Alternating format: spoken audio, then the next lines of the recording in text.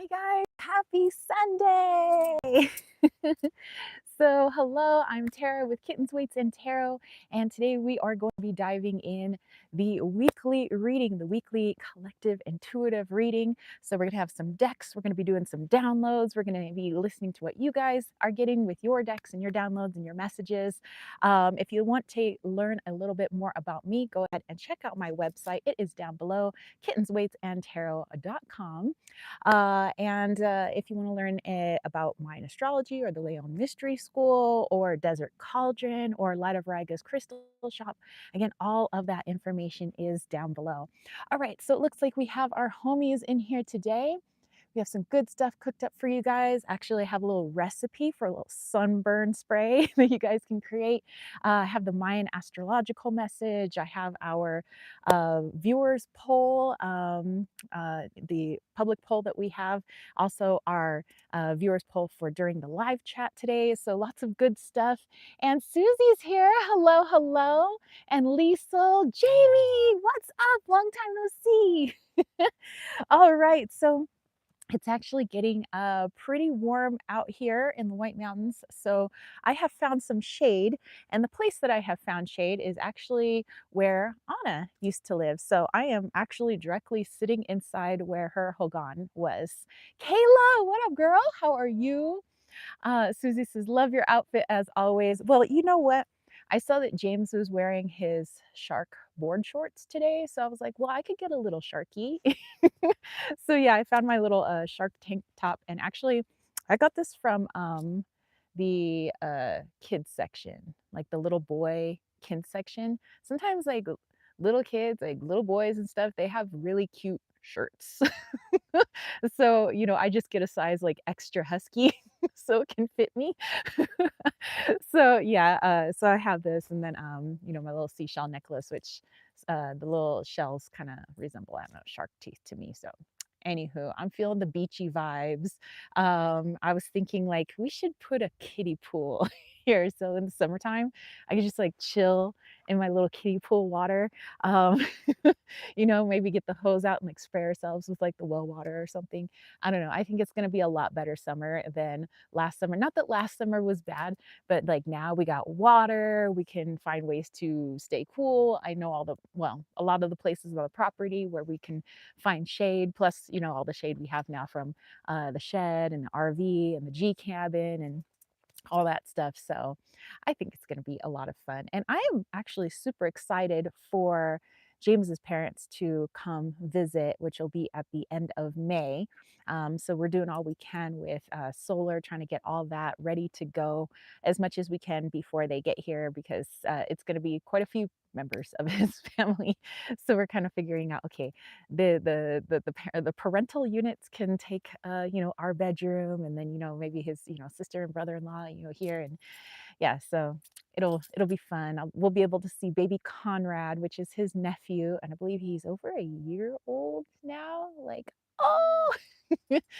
um let's see, is everybody saying hello, skis?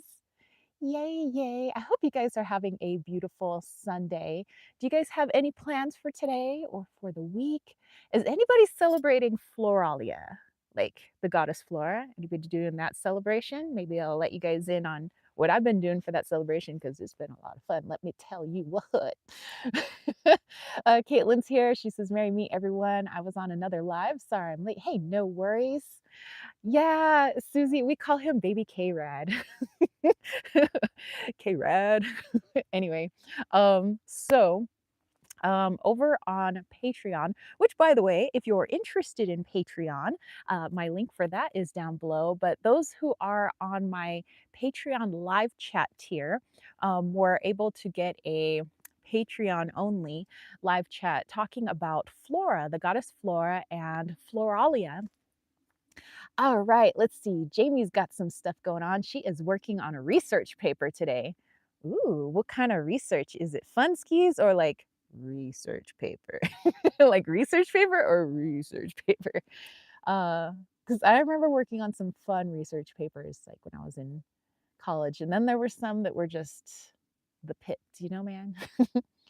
Let's see. Caitlin says Floralia was the kingdom of Rapunzel in Dark Parables game series. Interesting. Dana, what up, homie? She's saying, hey, Tara. Hi, everyone. Hello, hello. Well, so over on Patreon, I was talking about the goddess Flora and her connection to the Roman pantheon of gods and goddesses, and how she came to be, and how her celebration came to be, and how she is somewhat similar in nature to many. Mostly goddess types, mostly divine feminine types, celebrated during this time in the Northern Hemisphere. So there's usually fire involved, and it doesn't matter what continent you're on, there's usually fire around this time. And as you know, those of you who are Wiccan or pagan or follow the wheel of the year, we have Beltane coming up tomorrow. That's right. So that fire ceremony, some people work with Brigid, the goddess Brigid, or sometimes pronounced Brie in Celtic.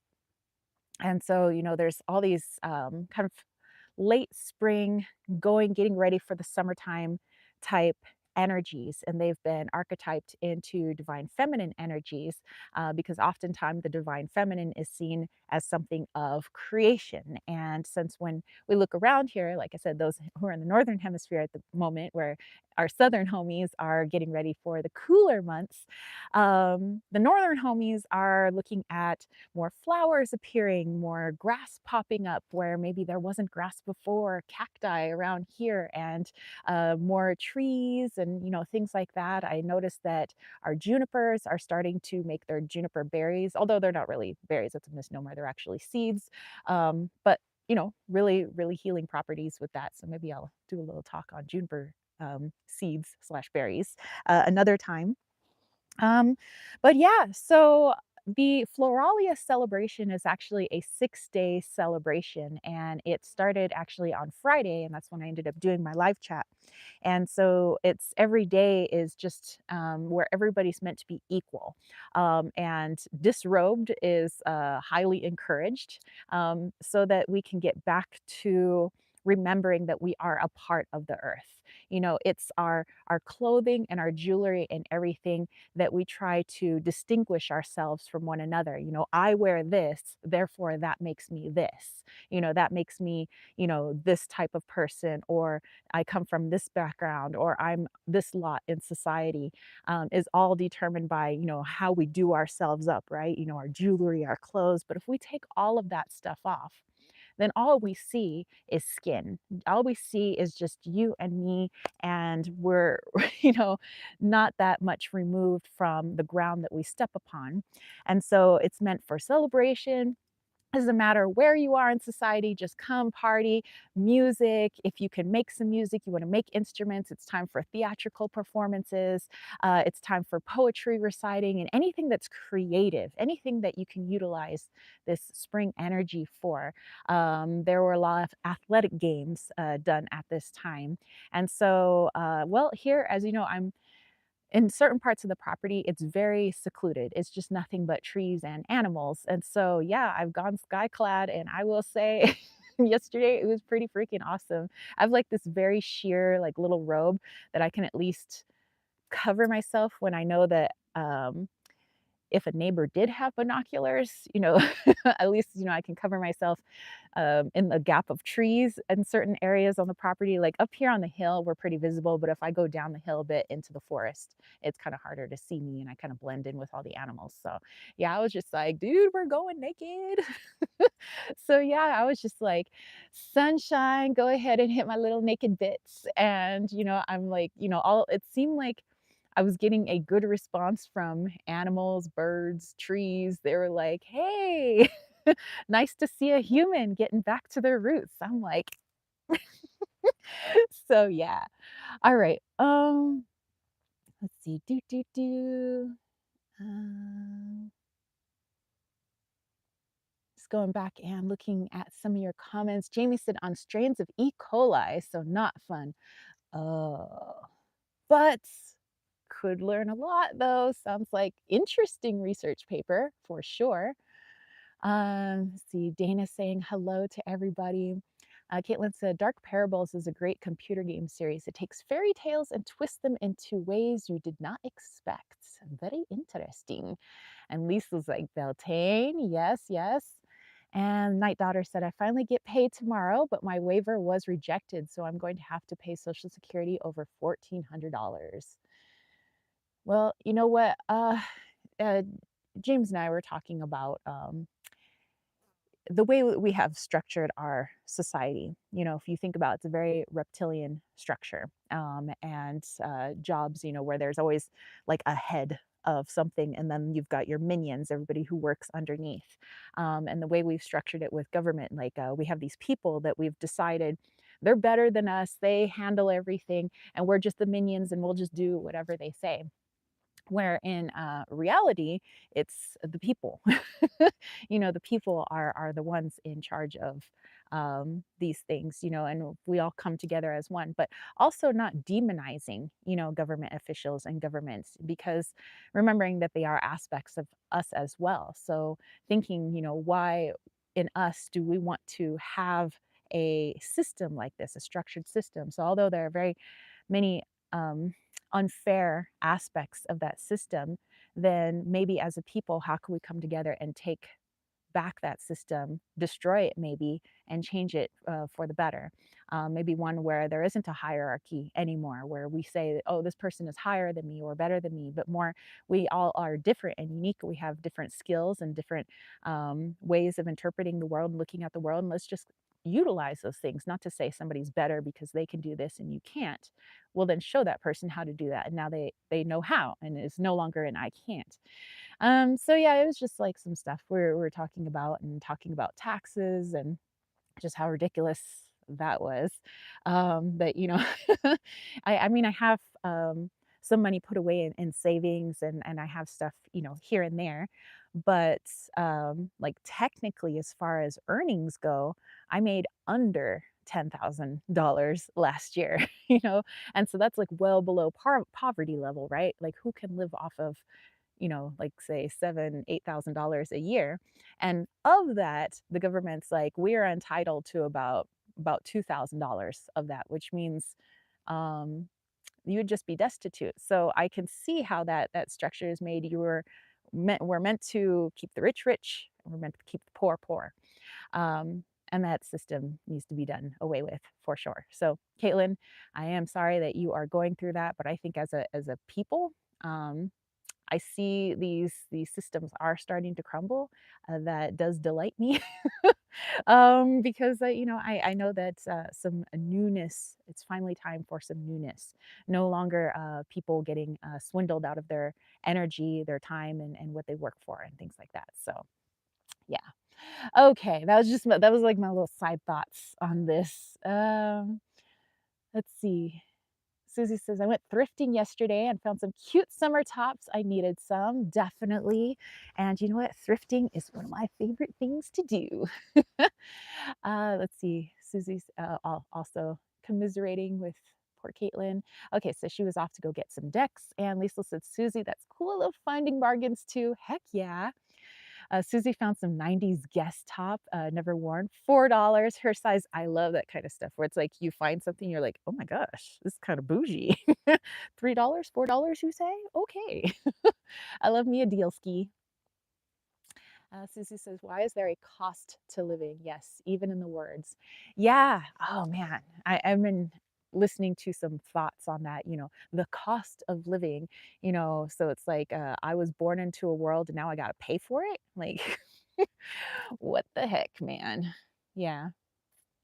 Let's see. Susie said, Mama Gaia provided us everything we need. She sure did. And then it's like some sort of entity came across and corrupted Mama Gaia and decided to put a price on her head, basically. And so anything that decides that they are going to be born on this planet now must pay the price. Very interesting. Caitlin says, okay, I have believe in your own magic. Ooh, I have that one. Secret language of color and the energy oracle. Excellent. Susie's like, I hear you. It's a mess. I think it will be changed soon, 2027. I have that feeling too. Dana's in agreement. Lisa says, "That's harsh, taxing you on such a small income." Yeah, I know. I'm like, "What the deuce?" Like, and they were like, "Well, you get taxed extra because you're a small business. Like I'm a independent business owner, and so since I don't work for somebody, I get taxed double. So as a punishment for working for myself." And if that doesn't tell people something, like you are made to work in the reptilian system. We will force you to work in the reptilian system. Otherwise, you are going to pay the price for trying to be independent. So to that, um, read between the lines, homies. Read between the lines. That's what I have to say about that. Okay, my rant is over. Let's see. Dana says, "I love thrift shops and consignment stores." Yes, she said, "I was thinking about the cost of living over the last week, how we pay for things that should be free, like water." Exactly. Susan said, "Dana, wish you all lived closer to go thrifting." Oh, dude, that would be amazing. Dana says, "We would have a blast." Caitlin says, "My new below the surface finally arrived when I arrived home." Excellent. And Dana said, "Yes, Tara." All right. Okay, so all that ranting aside, and we're just expressing some thoughts. Again, they're just my personal thoughts, and and I like having this live chat so we can all express what we think. So even if they're different from mine, of course, I'm always wanting, actually encouraging people who have different thoughts to express them so that we can talk about it. Dana said, "I love the rants of truth." Okay, on that, remember, homies, stay hydrated. It is, at least here, pretty warm today. So, and poor James got pretty bad sunburn on his legs yesterday. He was sitting on the porch and he had pulled up his shorts a little bit and stuck his legs out in the sun just to catch a little bit of sun. I don't know. He was there probably like 10, 15 minutes. And he is so red. He's red like a lobster. And he was in pain like an hour later. Like he's never been in pain that fast from a sunburn, which is odd. Like we've never, I mean, we've been up here last year, and we were in Phoenix where it is super hot, and we've never felt the sun feel like that. So there was something very odd about the sun yesterday. I don't know. It was blue skies, um, but it was like somebody put us under a magnifying glass. It was kind of harsh. Let's see. Caitlin says it's 56 degrees for her. Well, 56 might be okay right now. All right. Thank you, Susie. She's sending some healing to James. And Susie saying it's a beautiful day there as well.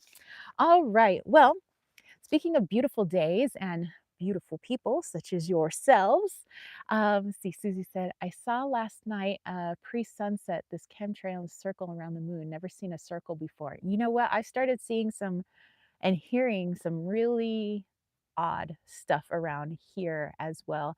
And they were chemtrailing yesterday, but the chemtrail, instead of becoming like a cloud in the sky, it disappeared, but then the sun got hotter. Like it's like somebody, like as soon as they were done chemtrailing and the chemtrails had at least evaporated to my eyes, it doesn't mean that there's not anything there. It got hot, like magnifying glass hot. And I did one of those things. I don't know if it's like real or anything, but on like I said, I'm just explaining things I've seen on TikTok. Yes, on TikTok. There's this thing where people are trying to use the very simple photo editing settings to view the matrix in the sky. And so what they do is they'll see some clouds or they'll see some chemtrails or whatever. They'll take a picture with their phone, and let's see, they turn down the highlights. They turn up the contrast.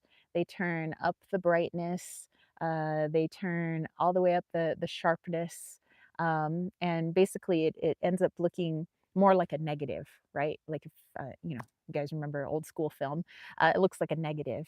But you start to zoom in, and it doesn't look like pixels which, I'm used to. I'm a photographer. I'm used to Photoshop and, and Lightroom, and I know what a pixel looks like. And it's not pixels, but it actually on my phone, and maybe I'll post it on Instagram. I don't know, maybe I will.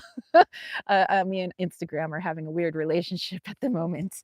Um, but maybe I'll post, yeah, some of the pictures I took after like doing the photo editing on them, and I'll show you the pre photo and the after photo. Um, but some of them have Mayan symbols. I'm like, "What the heck?" Like, I know what Mayan symbols look like because I do Mayan stuff, and I'm like, "Those are Mayan symbols. That is not a pixel." Like, what? And one of them looked like there was a castle in the sky. Like, I was like, "What is going on?" And some people say, "Oh, the castle is just a reflection of all the buildings that you're surrounded by." I'm in the freaking forest, man. What buildings am I surrounded by? So, I can't explain it. So I don't know, I'll put them up there for you guys, but it's all these weird pixels and or not really pixels, but like hieroglyphs, it looks like. And then there was this weird trail that got left. It looked like a solid smudge. It looked like literally somebody took their thumb and they smudged our sky. It didn't look like a chemtrail, didn't look like a cloud. We're like, what is that? So I took a bunch of pictures, and when I did the photo editing on that, um, it started to dissipate, but it took a really long time for this smudge to dissipate, like, few hours, whereas all the other clouds are moving except this smudge in the sky, and, all of a sudden, like, things that I would see when I would do this photo editing, they would start getting more and more, they would enhance. The more it started to dissipate, the more this, like, I don't know, hieroglyphs in the sky started to become more clear, like with each picture.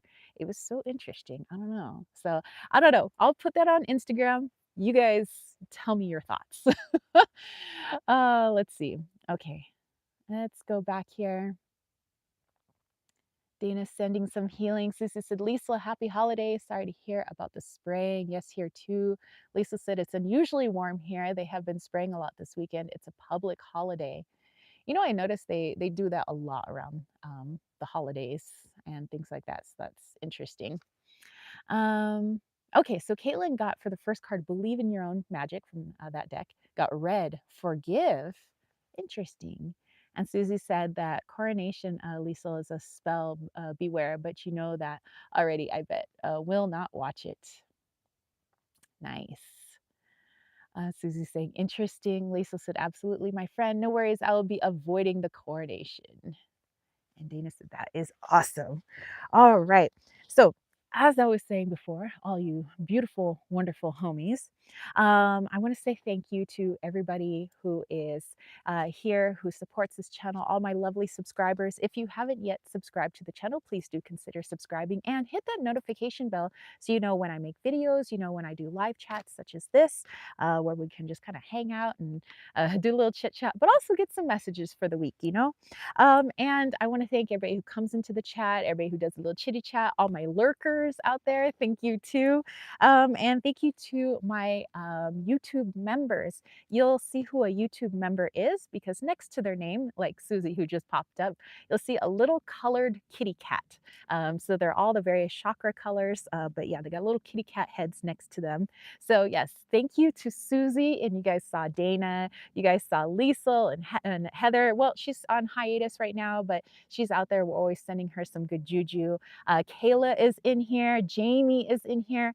And our other friend, Jamie Lynn, maybe will be popping in later. And actually, Kayla is using the special emojis that my YouTube members have. And as I get more YouTube members, I can make more emojis. So I'm waiting, I think, for like one or two. If I can get one or two more members, then I can make some more emojis, like specific ones just for them. So yeah. Um, and then Jamie's like, woohoo, I have a cat head. And Susie, yep, yep. And then Susie giving a shout out to our goddess divine Heather. Yes. And Susie says they have made emojis harder to reach now. Oh my goodness. Yeah, I know. And then Caitlin says, I always heard that Charles had to give up the throne when he married Camilla. Oh, you guys are talking about the royal family, that William should be king. All right. And then over on Patreon, we give a shout out to my Patreon homies. So if you're interested in Patreon, like I said, that link is down below, but also my YouTube membership, that link is down below as well. But there's different tiers for YouTube members depending on what you're interested in. So I have a tier for those who are really just interested in crystals. I have tiers for people who love the live chats and they want to, get some information, could be witchy information, could be baking information, could be seasonal information, but just a fun chitty chat session. Some people are really interested in getting monthly readings for themselves. So there is a tier for that. Some people just like the daily stuff. They like the weekly guidance. They like the monthly guided meditations that I do and, all of that. So go ahead, go check it out. But thank you, Surian and Brandy and Samara. Kayla, Jason, Charles, Brian, Jamie, Alexandra, and yes, our girl Dana. Thank you guys over there on Patreon. And to people who, out of the blue, out of the kindness of their hearts, have sent me a little something something through PayPal Me. They were just like, here's a little tip for, the live chat you did, or here's a little tip. You did a reading for me like 2 months ago. And I'm just like, oh. So yeah, I really do appreciate all of that. And some people who just send me some nice messages or they send me poetry. I mean, as a former English teacher, I appreciate creative writing and poetry and things like that. So I love all those things. Thank you so much for all of your support. All right, Susie's off to go grab her cafe. And Jamie loves the meditations. She says, I need to move up to get the monthly readings. Sure, sure. Dana said, I love it all, and my monthly readings are so super awesome and helpful. I look forward to them. Well, I get excited at the beginning of a month because, especially for Patreon, I have all the stuff to lay out for Patreon for the month. Like, okay, so we got to get the crystal grid ready, which, by the way, tomorrow the 1st, um, I have a lot of stuff that comes out on the 1st. So first of all, on the 1st, I have to start getting the readings ready for everybody who is at the reading tier for Patreon. So I'm starting to get that stuff ready so that they can listen to it because it is an audio. They get a picture of their cards, but they get an audio of their reading. And then I start brainstorming, what do I want to do for the monthly live chat? There is a crystal grid that I create monthly for my crystal tier, although they get weekly stuff too. I make a particular grid for them at the beginning of the month, so they're going to get that tomorrow. um, yeah, and just kind of laying stuff out of other things. Oh, and what I'm going to do for my guided meditation for Patreon. So just making sure everything's scheduled and ready to go, on the 1st of the month. And then my newsletter, which I actually had to pay for a service through the web, where I do my website from. I use Wix.com, and that's where I do my newsletter as well. And because I have so many people signed up for the newsletter now, I have about 400, maybe some people now on my newsletter. I had to pay to just like move up a tier because now I'm sending out so many newsletters, to all these different email accounts. So that was like kind of cool. I was like, oh. So, if you would like to sign up for the newsletter, the link for that is also down below. And you could also check it out through my website. But on the newsletter, I have, books that I'm reading, crystals that I'm using, why I'm using them, herbs that I'm using, why I'm using them, YouTube channels that I'm watching, music that I'm listening to. I'll usually have a spell or a crafting idea or a baking thing, in their baking recipes so that you guys can get kind of hands on. And I've liked changing it up a little bit where I'm adding a monthly poem now. I like writing poetry. And so I've been doing like a little poem, in the newsletter. And then any updates in like Desert Cauldron or my Etsy shop, they're there as well. Or any videos that, I've created that I think you should go check out. They're there in the newsletter. So yeah, if you're interested, like I said, the link is down below. So thank you guys for all of your support. And actually, anybody who's ever bought anything from me, they're automatically signed up for the newsletter. So there you go. All right. Let's see. Let's go back here. Um, Dana said, the best Patreon page. Why, thank you. Jamie said, my Mayan birth chart reading was the greatest, most informative reading I've ever had. You got to get one if you never have. Well, thank you. Thank you. Thank you. um, says Jamie, that is awesome. Dana said, to everyone watching, I can't express enough how much amazing content Tara shares. I love it. Thank you. And Susie coming in with the high priestess and a beautiful soul. Right back at you, babe. She said, "Sounds wonderful." All right. Well, you know, let's uh let's get some wonderful content out to you guys now then. Caitlin says, I asked the energy oracle why Charles is being crowned king instead of William, and I got the temple path reversed, anxiety upright, and the thinking woman reversed with hostilities at the bottom. Interesting. Very interesting. But the royal families. Okay, our Mayan message, since Jamie was talking about the Mayan destiny charts that I do, the Mayan birth charts, which is, you can find it in my Etsy shop, but also on my website. So let's talk about that. Let's talk about the Mayan date. Oh, you know what I almost forgot to do? Whoa, whoa, whoa, back it up a notch. I brought out my wand here. This is a wand that James created. He used to have these in his shop, but now we create wands together and we put them in our Desert Cauldron shop. Um, but yeah, he put this together. This is eucalyptus from where he used to live in the Bay Area. And we're going to go ahead and we're going to call in the four directions. We're going to cast that circle so anybody watching, they're going to be within that circle. Doesn't energy doesn't know time or space. So we're there already.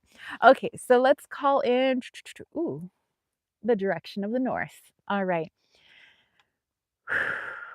Calling in the direction of the north in our northern elementals to help us to cast our circle today. Calling in the direction of the east in our eastern elementals to help us to cast our circle today. Calling in the direction of the south and the southern elementals to help us cast our circle today. Calling in the elementals of the west in the western direction to help us to cast our circle today. Our circle is cast, let our work begin, and so it is. All right, homies.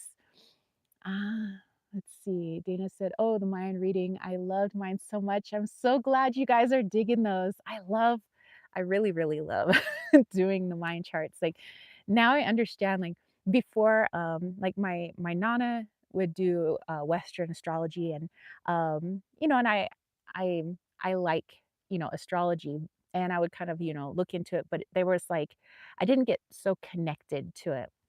And then, as I was looking into my ancestral roots and everything, and I was looking into Mayan astrology, way back when, and I was like, this connects, and just I don't know. I just I really dig it, and so when I can get people's birth dates, I don't know, even a birth date, a potential birth date of like a friend's unborn child, or like somebody's fur baby's birthday, the birthday of your kitty or your dog or your birdie or your rabbit or whatever. Like I love to do up the charts. That's just, I mean, it takes a little bit of time because I literally have to use a Mayan calendar for it. But they're so fun. I don't know. It's really fun to me. Like I would just I would just do them. Even if I wasn't getting paid for them, I just do them, because I like it. Um, let's see. James said, "Wow, that's amazing." James said, "Best wand ever." And Susu said, "Tara's past life, a Mayan life for sure." Um, and Caitlin says that she hasn't gotten a Mayan reading yet, but yeah, so all she knows for now is that it's 3 kib. So yeah, if you want, you could download there's an app, a Tzolk'in calendar app. Um, it's almost spelled like Tzolk'in, but it's Tzolk'in calendar. And it could tell you actually a little bit more about 3 kib. But yeah, to do the actual chart is actually pretty intensive. It does take quite a while to complete for those who are getting it. Okay, so talking about Mayan dates, let's talk about today. And today is a very auspicious day. Today is 3 Ich. So the number 3 is representative of the 3 hearthstones, kind of the original origins of like the creation of this world. And the Mayan believe that there were many worlds before this, but this is the next incarnation of Earth. And so the 3 hearthstones were in charge of that creation. And through creation, sometimes things are messy. There's difficulties that we run into. And so that's also what the number 3 represents. It represents conflict, it represents running into roadblocks, but it's not meant to be a punishment. It's meant to help us to get creative. Also, for those of us who are very go, go, go, it helps us to stop, to slow down and rest and recharge. And so, if you're definitely an A type personality, maybe today is a day that you chillax.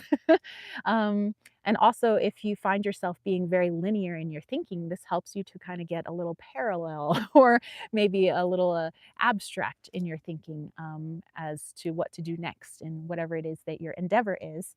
And ik, as the kind of wind comes in, that is representative of the hurricane. It's the winds of change. And just like the wind, it could be a gentle breeze like it is now, or it can be hurricane force winds. So it could, blow us over. But if we mix that with the number 3, then we know that things could get out of hand rather easily, just like the wind. And so today, if you are one who is apt to worry quite a bit, like I'm worried about this, I'm scared about this, I don't know if this is going to work out. Sometimes we go into an ego spiral, right? Um, Take that energy that we're creating and you put it into the energy of today, which is 3 eek, then just know that those worries are going to be exponentially increased. Those fears that you have increased. And there's no need for that. There's no need for us to just drown in our fears and drown in our worries and things like that. So maybe take a break, put things off until tomorrow, until you're a little bit more clear headed about things, when you're a little bit more grounded, or you've been able to get into a meditation to see things more clearly, especially with the help of a how, which is the leader of this week, the archetype for this week. It's representative of the sun, shedding light on things. And so maybe today it might be harder for that sun to shed light on things if we're already putting, let's say, a negative energy into something, or we're really fretting like, oh, I got to get this done, got to get this done, but you're running into all these roadblocks. Well, just know that those roadblocks are just going to increase until you get the message of like, okay, maybe I'll just chillax. Okay, I got you. I'm gonna hang back. Um, and so yeah, really, it's just having us check where our mental energy is at, where's our physical energy at, and 3 helps us to kind of see maybe where we're just putting energy into the universe that we don't need to. Sometimes we're just flying along and getting things done that we don't really get to see kind of what we're attracting to us with our subconscious, and that energy that we're not quite aware of. So we get to pause, get to take stock of all that and be like, whoa, I've been putting too much into the fear department. Maybe I got to rein that back just a little bit.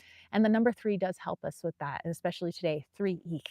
So the wind amplifies things, not for our punishment, but just so we can see where healing is needed or where we're expending too much energy so that we can be more productive in the things that we do want to create and the things we do want to manifest, which is, love and abundance and joy and friends and, all of that. So, all right, so that's for today. But I want to take us into Saturday, which would end kind of our 7-day week, right? Uh, and Saturday is going to be 9 Lamont. Well, that's a really abundant day, almost like the opposite of today, where today is all about stop, drop, meditate. Slow your horses. Where 9 Lamont, Lamont is actually representative of the rabbit. So it's all about like fertility and abundance and things just like popping off and, just going crazy. Just, you want this, boom, boom, boom, boom, you got it in spades. You want this, but this is the thing, today is the day to help you kind of figure out what energy you're putting out there so that when 9 Lamont rolls around, you're like, okay, this is the energy that I want because these are the things that I want to come into my sphere. Where if you're not aware of the energy that you're outputting, like let's say you're putting out the energy of loss and fear and all of that, then no, you're going to get that in spades during 9 Lamont. And so we just need to be more aware of our energy. And that's what I kind of love, about astrology is just us being more aware of what we're outputting, what we're taking in, so that we can continue on our healing journey, so that we can become better people for the world, so that we can help each other, so that we can all come together as one. So yeah, just know that that abundant day is coming. 9 Lamont, the number 9 of creation, of fertility. Thinking of the, you know, 9 months it takes to make a little human, all of that mixed into that fertile energy of Lamont. So set those intentions. So today, let's work on some healing so we can set some amazing intentions on Saturday.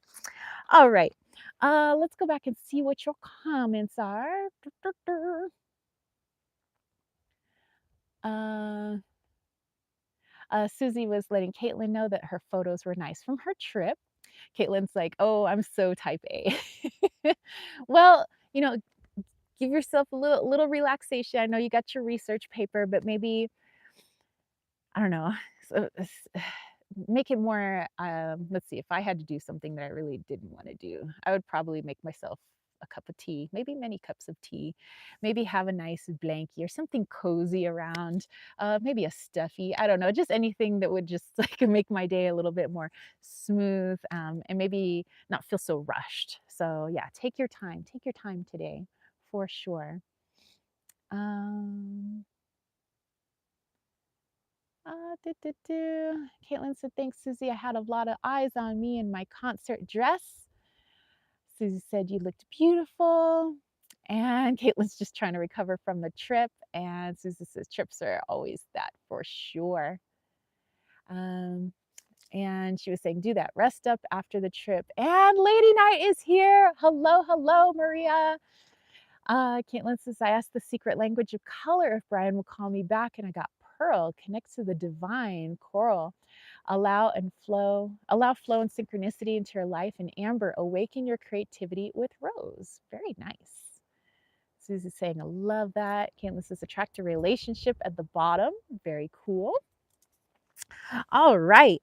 Okay, so going into the herb of the week, it's actually several herbs. So I mentioned at the beginning of this live chat that especially if you live in a place where the sun is beaming down right now, maybe it's a little bit warm and you got yourself a little bit of a sunburn, or maybe this is going to be for the future because you know that you're sunburn prone.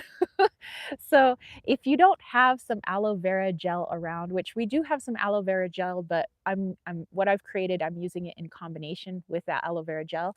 Like I said, James burned his legs from the kind of mid thigh down pretty badly. So he's been putting the aloe vera on, but in order to like actually get cell rejuvenation going, like speeding up the healing process, I created this concoction. Looks like tea, and actually you could drink it if you wanted to. So it's not harmful. It's actually a tea, but using it as a spray. So what I did was I took and if you guys can, I don't know, play this back, write it down if you wanted to.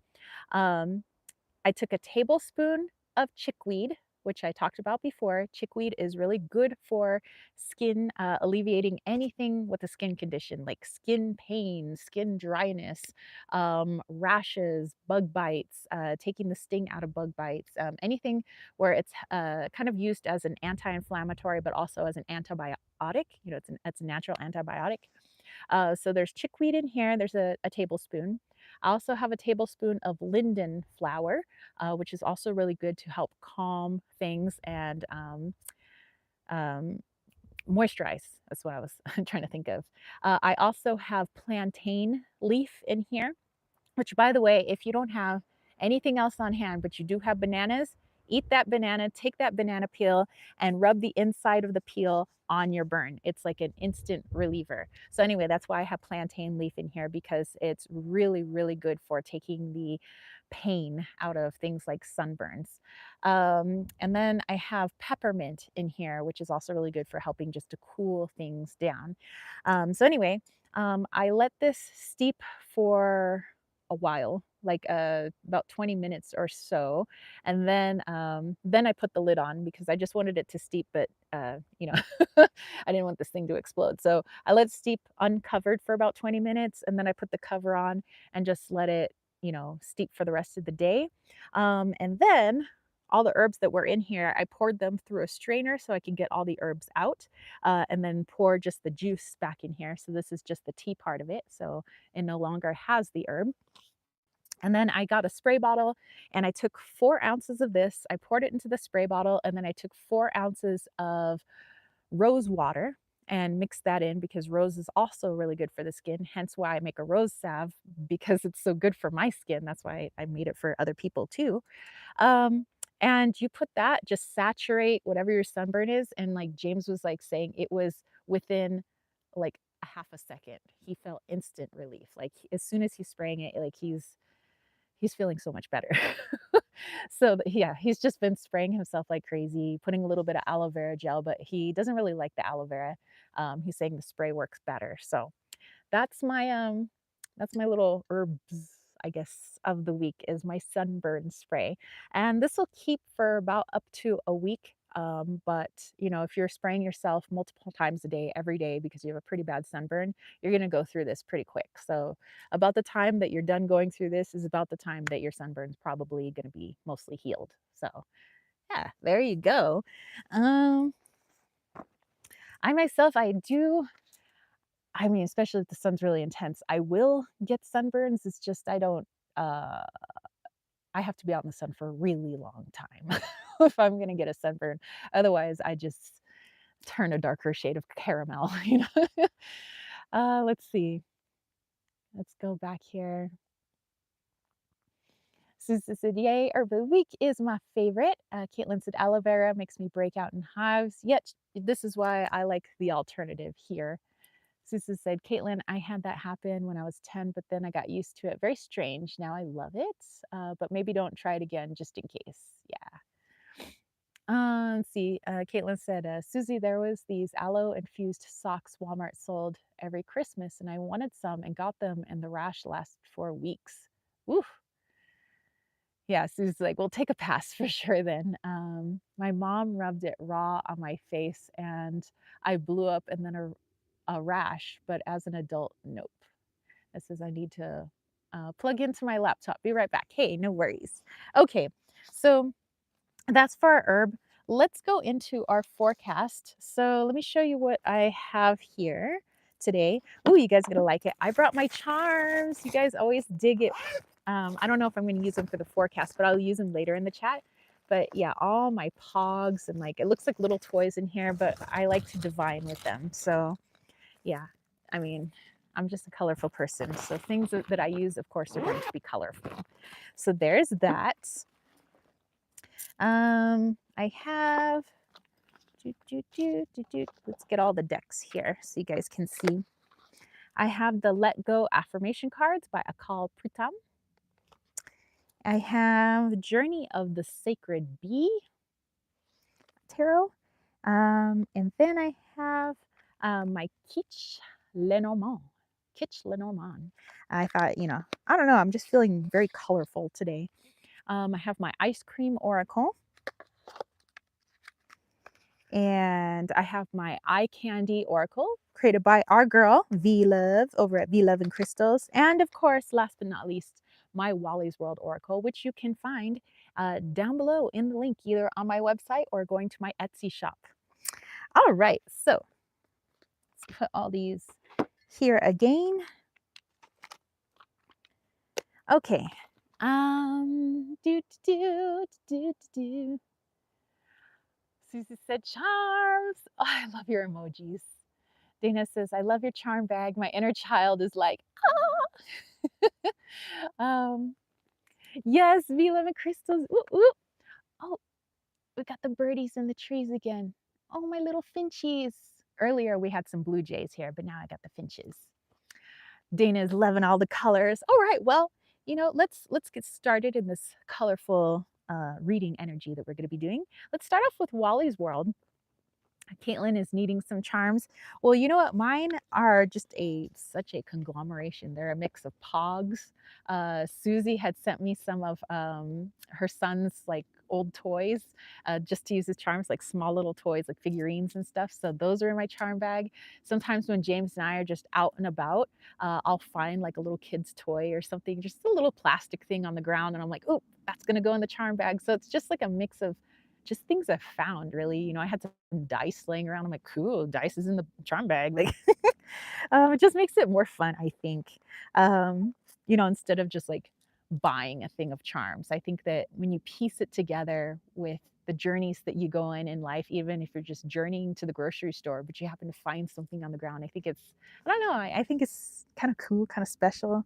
Sometimes I feel like I find playing cards on the ground, and I'll use that as a divination for like the message for the day. Like, ooh, 7 of Hearts. I wonder what that means for today, you know? Uh, let's see.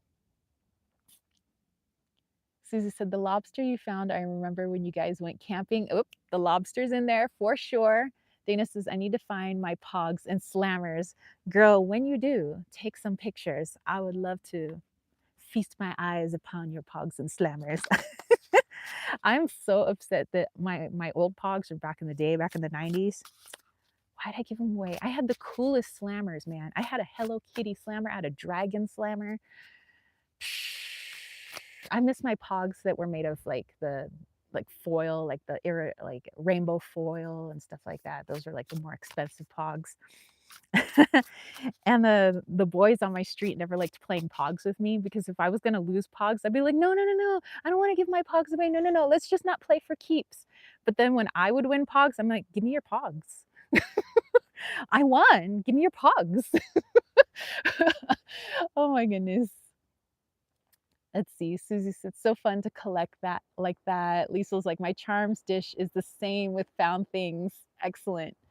Caitlin said, next card from Believe in Your Own Magic Feast. Slow down and celebrate yourself. Come on. You gotta celebrate. Dana said, I had the Cheshire Cat from Alice in Wonderland Slammer. Oh my gosh. That is, dude. We had some cool shiznit back in the day, I must say. I don't know what the kids got these days, but it looks boring. I think we had way cooler stuff in the 90s. Or maybe I'm just biased. Or we're just cooler. Okay. Let's see. Let's see what Wally has to say about this upcoming week. Come on, my little four-legged baby.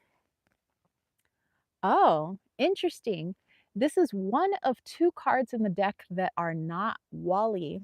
This person up here, this little guy up here, is actually my ex's old cat. Well, actually, he was old, Herb, and this was taken just before he passed away. So for me, this was kind of like the winter of his life. You know, he was looking into the sunrise here, which this was actually taken in Mammoth, where I used to go snowboarding. You know, looking on to new adventures. So let's go ahead and see what Herb has to say. Uh, let's see.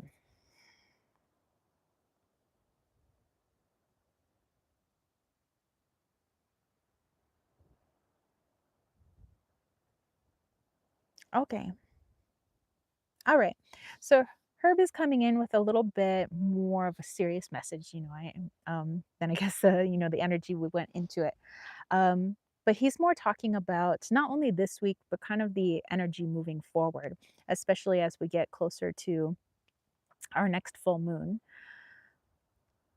That just like him in the winter of his life, as he got older, there was a point where he realized that something was about to change.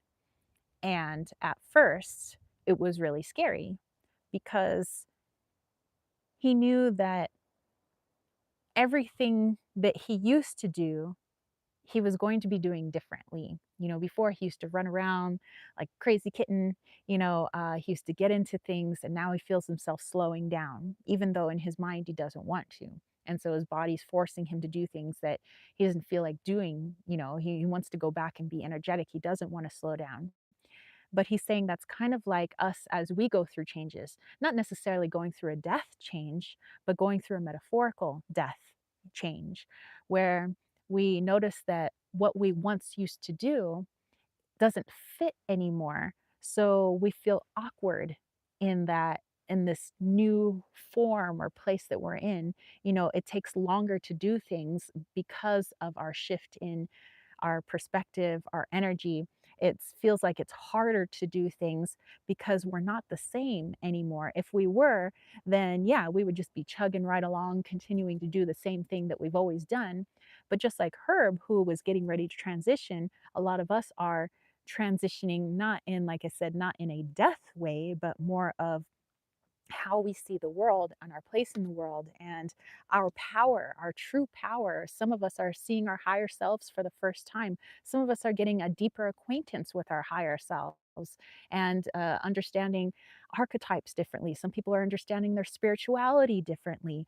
And so it's like a, whoa, at first it's like a shock. This is so different. And I don't know if I like it because it is different. And so we fight it at first. Just like Herb says, I fought it at first.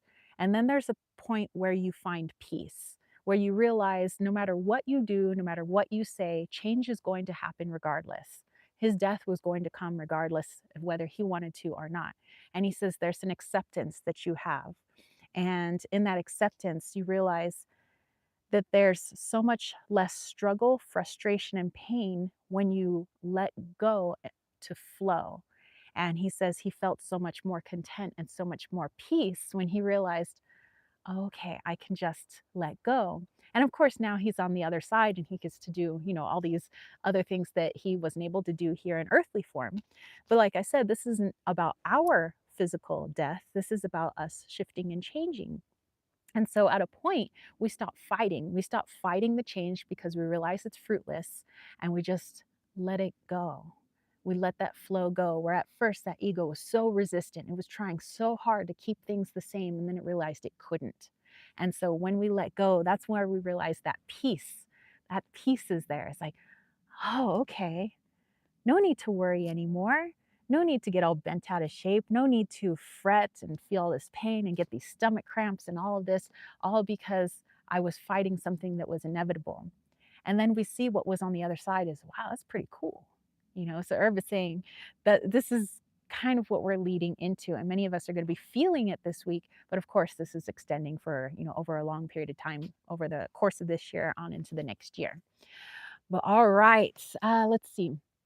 Let's go back and see what your comments are. Susie said, Napoleon may be gone, but I am caring for his offspring and the mama cat, 3 black cats, teenagers, and a gray one, taking care of his fam outside. That is so awesome. She said, they bless us with protection, Cameron and I feel this.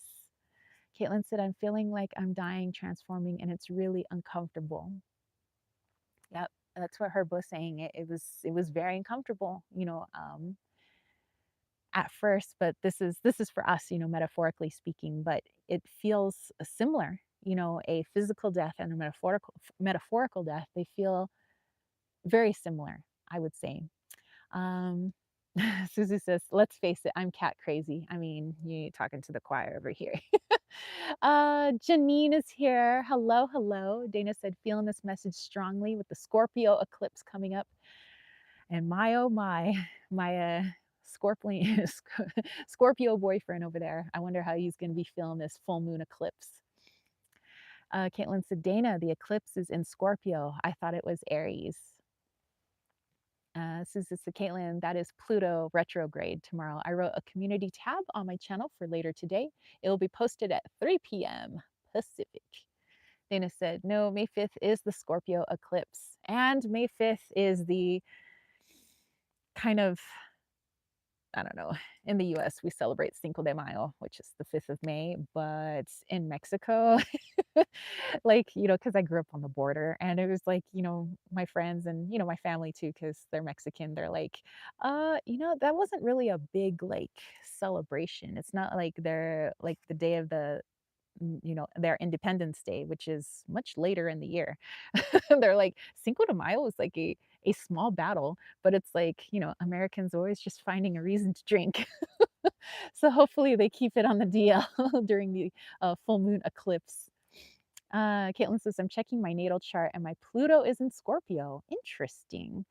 So yeah, Susie says transformation for sure this life. Whoa. Hey, hey.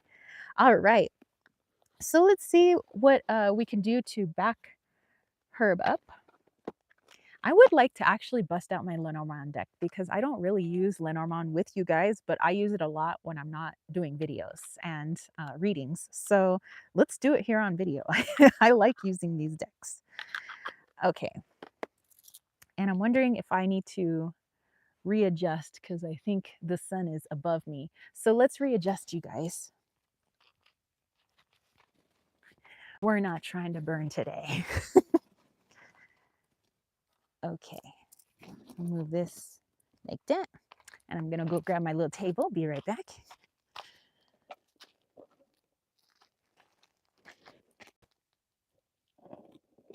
There we go.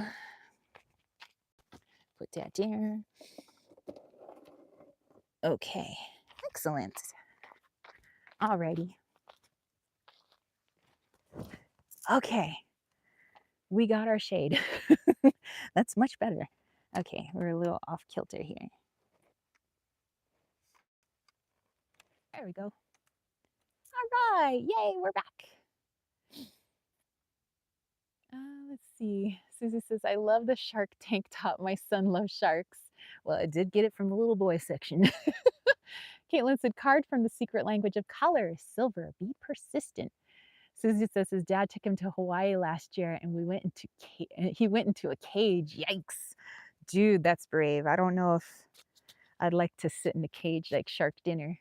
I mean, I went surfing when there was a shark out, and that was enough for me. I was like, why is everybody going in? Because it was like near sunset and I was surfing.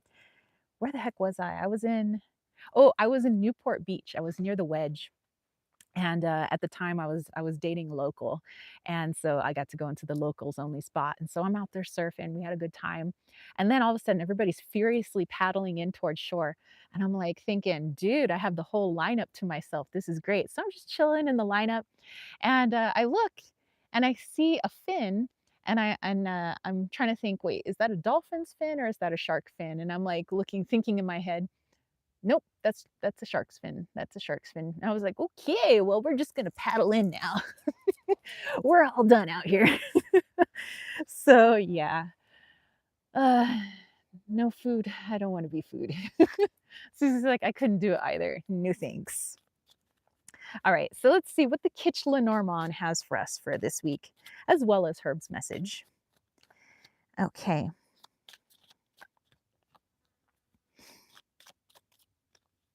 Actually, Herb lived to be pretty, well, not super old, but I mean, he was of a good age, I suppose. He lived to be 18. Uh, Sue's like, wow. Oh, Caitlin's over there going, dun dun dun dun dun dun dun dun dun dun dun dun dun. I got you. Okay, so let's look at what we have here. All right, we have the star. We have the letter. Oh, and then we have tree. Okay, so let me put these babies together. Oh, all right, I get you. Okay, so whoops. Um, to kind of go along with Herb's message of this, you know, like change is happening, whether or not we want it to happen. It's like we, so you don't get to stop change. We don't have that luxury. So we just go along with it. And so it seems like this week, along with this change, there's also whoa, hello, bees, how's it going? Along with this change is more loud and clear message trying to come in from the higher self. So whether people feel connected to the higher self, or maybe they don't even know what a higher self is, or that they have a soul, or whatever they want to call it, there's going to be this message loud and clear of whatever it is for you. And I think at first it feels like here the ego is going to come in and say, "You did not just hear that message. Just it's just your imagination. That's just your mind just wandering. It's no, no, no, no. We have to do this, and we're going to stick to this plan. We're going to be rigid." But the higher self's going to be coming in this week. It's going to be loud and clear, and the messages could come however they come. Some people have clairaudience, so they might actually literally hear their message. It might just be more of something that pops up in their head. It might be a memory that is actually the messages in the memory. Some people might see it on people's t-shirts, maybe sharks. I don't know, maybe the message is sharks for somebody. Some people might see it on license plates. You might see it in repeating numbers, but the message is going to keep coming in and it's going to keep getting louder until there is this, you know what, I don't know what else to do. And usually when we get to that point of, I don't know what else to do, I just release. And it's usually, I mean, I say usually because just about everybody I've ever heard talk about life changing events is right at the moment they let go. Like right at that moment. It was like, you know what? I give up. I don't know what else to do. And usually when we get into that mood, then the energy's free. You're not fighting it anymore. The universe is like, here you go, served up nice and hot. The pizza guy's been waiting outside, but you had the door slammed in his face. And then when you just like open the door, it's like, you know what? I just don't care. The pizza man's here you go. You're like, but man, I've been waiting for this pizza this whole time. I could have just opened the door. It's kind of like that. That's what this message really does feel like. And I feel like our higher selves are pretty cheeky in that manner. So maybe it will have something like maybe the message, it would be funny if some of your messages are in pizza. That would be awesome. Let me know. Hit me up on Instagram. But yeah, the messages are going to be coming from everywhere. And I think it's going to be so repetitive that at first the ego is going to be like, nah, you're just imagining things. Nah, no, no, no, no. But it keeps happening and it keeps happening. And you're like, wait a minute. It's getting real weird. Like, I feel like somebody's trying to talk to me. The higher self's like, thank you. Thank you. They heard me. So yeah, get in touch with the higher self this week. It's otherwise whatever your higher self maybe is just gonna keep screaming at you. But for your own good, of course. Let's see. Do, do, do, do, do, do. Susie says, love the deck, those images. Caitlin said, oh, mom loved I Love Lucy. Susie said, I love Lucy too. I used to watch with my Nana when I go to my Nana's apartment. Um, Susie said that Dana is clairaudient. Ooh. Caitlin's a card from Believe in Your Own Magic. Library, take control of your own narrative. And Caitlin is also clairaudient. Very cool. She said, I used it a lot when I was away. And Susie says, I so think all the Claires are rad. Definitely. Higher self.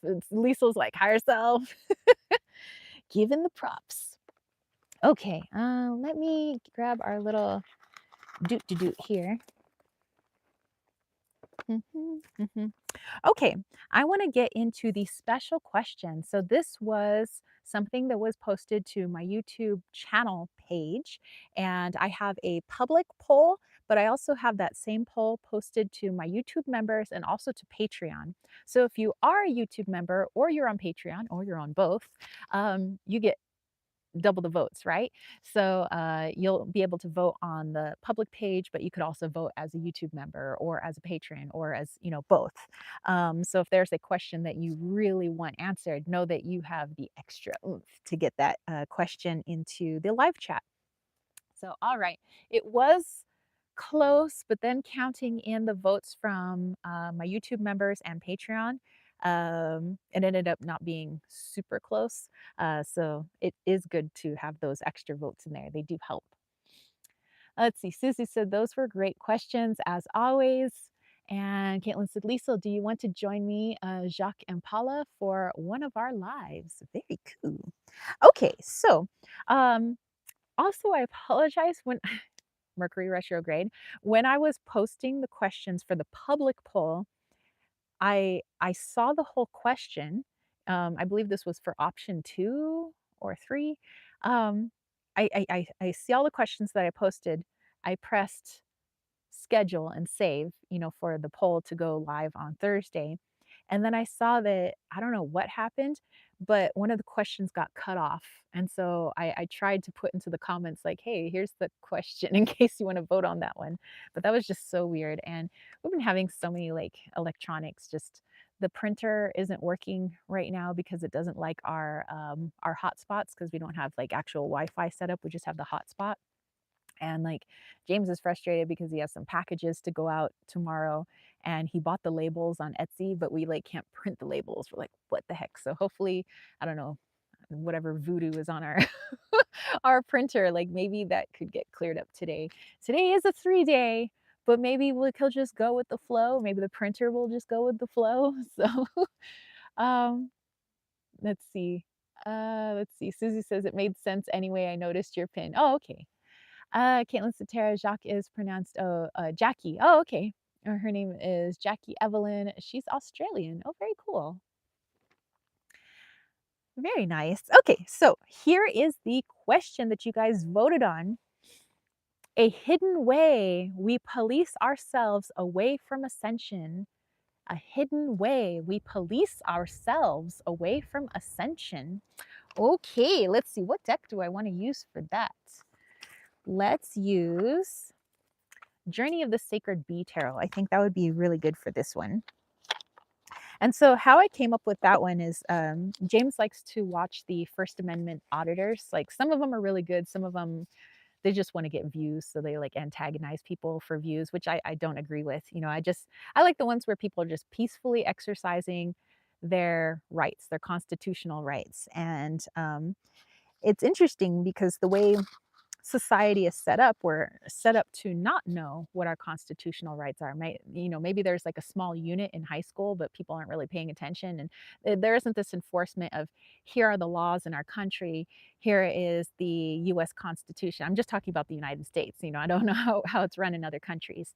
But you know, I think that the reason it's not pushed harder in school of like, these are your rights as a citizen is because the more um, ignorant you can keep people, the less knowledge, obviously, you know, knowledge is power. The less knowledge you can give somebody, the more control you feel you have over them. So then when people want to come take your rights away and say, oh, you need to do this because they look like an authority figure, like you do this, you do as I say. And if you don't know any better, you're like, oh, yes, yes, you know, I just, yes.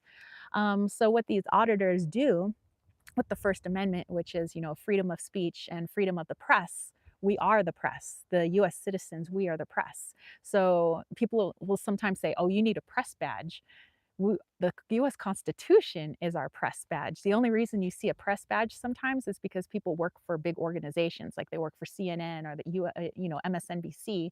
Um, so their company will issue press badges for special events they're doing, but they don't have to. You know, it's just a thing they do. So when you're an independent, you know, like let's say if I wanted to go out and do filming, not for my YouTube channel, but you know, like not that I'm making money off of it, like if I wanted to make something where I just wanted to get information and I wanted to disseminate it to the public, I'm free to do so because the Constitution backs me up. As long as I'm not breaking any laws, I'm not causing a ruckus, I'm not getting in people's faces and things like that. You know, I'm not trying to make a disruption or anything. You know, as long as you're on public sidewalks, you're in public areas, which by the way, anything owned by the state is considered public. People usually don't know that. They say, oh no, the state's private property. Well, who owns the state? The people. That's where our taxes go. Therefore, we own it. We own the post office. We own the you know state buildings. We own the DMV. We own these things, and a lot of people don't know that.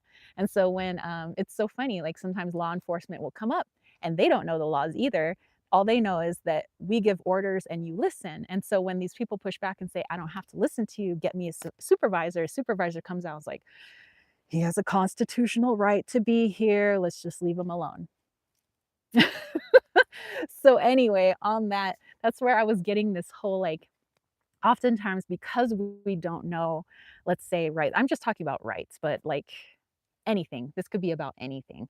When we don't know about something and people give us wrong information, and that wrong information is constantly, um, you know, reaffirmed, then we begin to be the policemen ourselves. And so, whatever these entities are, these higher ups are that want to bully people, now we got the people to bully each other because now they've become our officers. So, how I came up with the question was, so in what ways have we become our own bully, our own like policing agency, you know, where we've been programmed in a certain way that we believe it, and maybe we don't know that there's another way, so we continue to police ourselves. So that's kind of where I was coming at with that one. So what hidden way are we policing ourselves away from ascension? Okay, because obviously there are many entities that would like to keep us away from that. Okay, let's see. let's go back here to what you guys had said. Susie said, Caitlin, my bucket list is the country of Australia. Very nice. Caitlin says, to answer this question, I used the secret language of color and got turquoise. Awaken your empathy. Sherry Bug is like a preach, girl. There we go.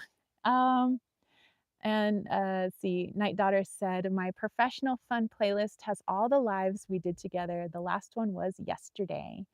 Very cool. And Susie said, Caitlin, I'll check it out. Finally getting back to YouTube. Sherry Bug says, but to protest, you have to have a permit. Yes, so you can, yeah, if you are going to like, say, let's say go, like I want to just go into like a federal building and something like that, you would need a permit. If it's just like like there was like an episode where it was just two people. They were standing on a public sidewalk outside a restaurant. They weren't really protesting, they just had a sign up that said, I don't know what it was, their belief was something about not about what the restaurant was doing, just what they were serving. And so the police came by and said, the owners of the restaurant say you have to move along. You need a permit. And certain states do need permits, but in the state they're in, they said, we already went to City Hall. City Hall said we did not need a permit to stand here on a public sidewalk and just have our sign. They said, we're not making a ruckus, we're just standing here. So yes, definitely check your state and city laws, because sometimes states are different with that. Some states do allow you to do protests without permits. Some of them do require that you have a permit. So in this particular state, they didn't need one.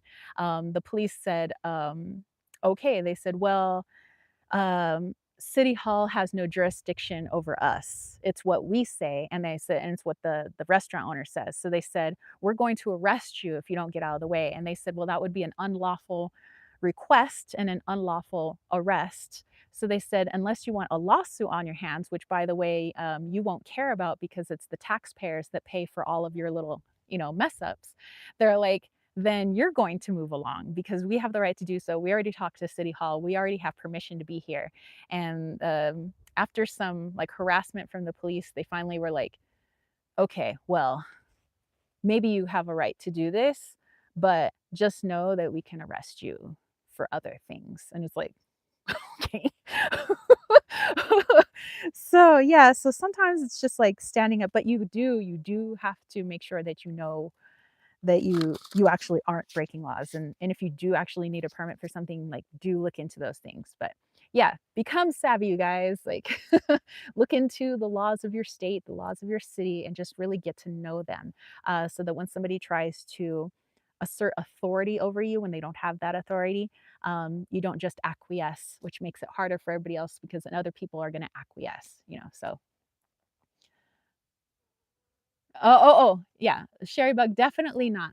Don't want to say that police equals bully. So no, there's obviously, just like in any profession, there's going to be people that abuse their authority. There's teachers. I was a teacher. There's teachers that abuse their authority. There's some really fabulous teachers. There's some really good police officers out there. We want to highlight them as well. And there's some that do a crappy job. There's some people that are in uh, you know public servants that do wonderful, that some don't do so well. But the only point is just to show, like, here's what the power we have as people, but not to say that these are bad guys and we should like badmouth them and go against them, because I've had some friends that are police officers and they're really good people and they do their job really well. So I'm definitely not bad mouthing the police. So yeah, but definitely just know your rights, and so that way that gap that we do have between police officer and citizen, that we just really come together, that we work together, as one. You help out the police help you. That's kind of how it should be, and instead of I'm on this side, they're on that side, because that's not what we're trying to do spiritually. Obviously we don't want to say, well, we're over here and these people are over here. We want to come together. Um, all right, so let's see. Caitlin said, from believe in your own magic, I got gray. Endings are inevitable in reversed. Interesting. And Dana said, I agree. We have to expose the darkness or abuse of power. It's not to generalize, but just to bring to light. Exactly. Yeah. And just like when we had our little 5D chat, we were talking about even in the spiritual community, especially in the spiritual community, there's lightness and darkness in everything. There's polarity in everything. Even though something we might say, oh, they're bad people or that's a bad person, there's light in there as well. Especially people we say that as a light person or that's a great person. There's darkness in there as well. We are polarity. Everything around us is polarity, and it's just up to us to look into it. And I think finding that balance, being able to see all sides, being able to see the light, the dark, the gray, all of it, I think is our mission at this time. Let's see. Lisa said, agreed also, good and bad in all walks of life. Yes. So, on that note, in what way are we policing ourselves away from ascension? Okay, let's take a look.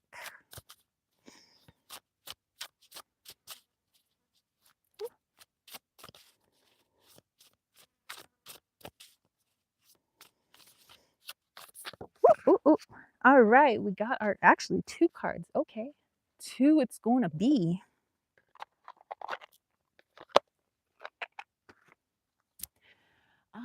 Let's see. Okay, so here are our cards. We have the King of Discs and the Queen of Discs. Interesting. King and Queen of Pentacles. How fascinating. Kaylin says, I just heard some lyrics. I'll lay me down tonight, much further down. Watch stars go out tonight on sinking ground. Interesting. Okay. Well, let me dive into this one. What we are we policing ourselves away from ascension. We have the King and Queen of Pentacles.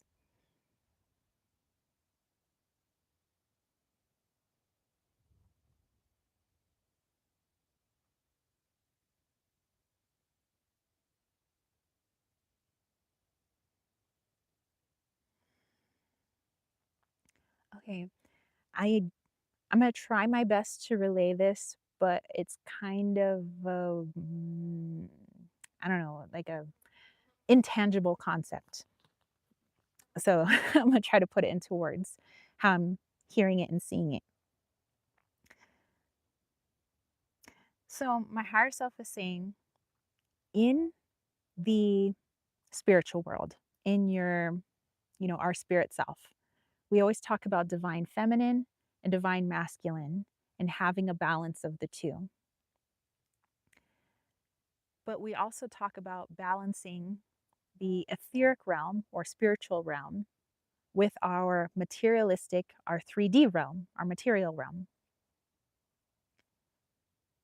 And at this time, the ego is convincing us that we have achieved balance with the divine feminine and the divine masculine, but they're presenting it in a 3D way, that the balance should be in our material items, which yes, there's truth in that, and that's why it becomes so deceptive, like deceiving ourselves. Because the ego, not the eagle, I keep wanting to say eagle. The ego likes to mix in some truth with deception, which makes it harder to determine, well, it sounds partly true, so maybe this is logically true. It really stimulates the logic. And so when we believe that we are creating this balance between the spiritual realm and the 3D realm, and understanding the 3D realm through the spiritual, and understanding the spiritual realm through the 3D as well, having that balance. We're like, okay, if we could do that, we will ascend because we see through the veil of 3D. We see what 3D is made of, and we also see what the energetic realm and that is made of. But sometimes the ego comes in and says, "Oh, but you're already achieving that balance. It's just about having meditation every day. As long as you acknowledge a higher self, then you're okay. As long as you do things that look spiritual, but you're still operating very much in a 3D mode, then you're okay. You'll ascend." But this is keeping us tied into the matrix. having us believe that this matrix is still the superior dimension to the other dimensions because it feels the way it feels in our five senses.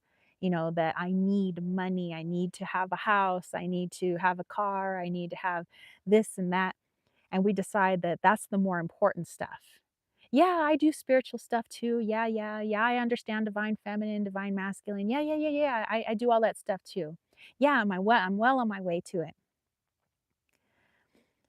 So the policing then is, or the mm, regulating ourselves then, is keeping ourselves still tied to the belief that the ego is in charge here, and that here is the most important thing because the ego knows more. The ego is logical, the ego knows how this 3D world works, and since we're in the 3D world, that's the only thing that matters.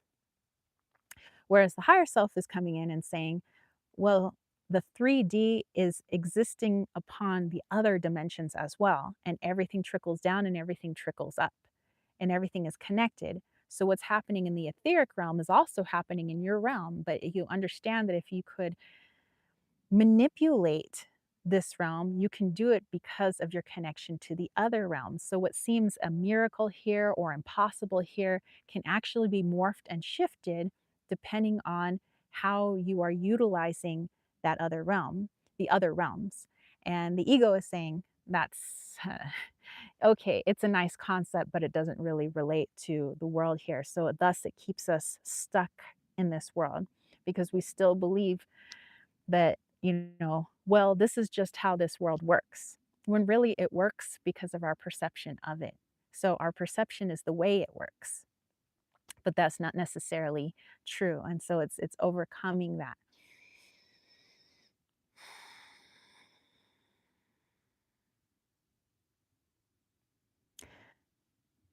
So the higher self is saying, just as an end note, it's just a reminder that the ego is finite. And no matter what it says or how much authority it thinks it has, or how it wants to keep you down, that it doesn't know about 4D, 5D and above. It doesn't know about 2D and 1D. It doesn't know about these things. So when it tells you that this dimension is the most important dimension, it's partly true because this is all it knows. So in its world, that's true. Um, but this is why we need to have a deeper connection with the higher self. But the ego is going to fight you and tell you that that's just fluffy stuff. You don't know that you actually have a soul. How do you actually know you have a higher self? It's best just to keep that cut away and just focus on what's right in front of your face, what's here. But when we go into our hearts, we know that that's not true, no matter how much we try to allow our ego to convince us. So, just like we were talking before, and Sherry Bug had brought up, that not all one group of people are bad people. Of course, they're not. And I'm not demonizing or looking at the ego as something to fight against or that it's a bad thing, but it's about bringing it together. It's about understanding that the ego isn't in charge and that we can bring in the higher self and have them work together. Have the ego help you navigate the 3D world, but have the higher self help you to manipulate that 3D world and your perception of it. And the ego will help to enact that new perception and that manipulation that you choose to do. So, becoming a team, rather.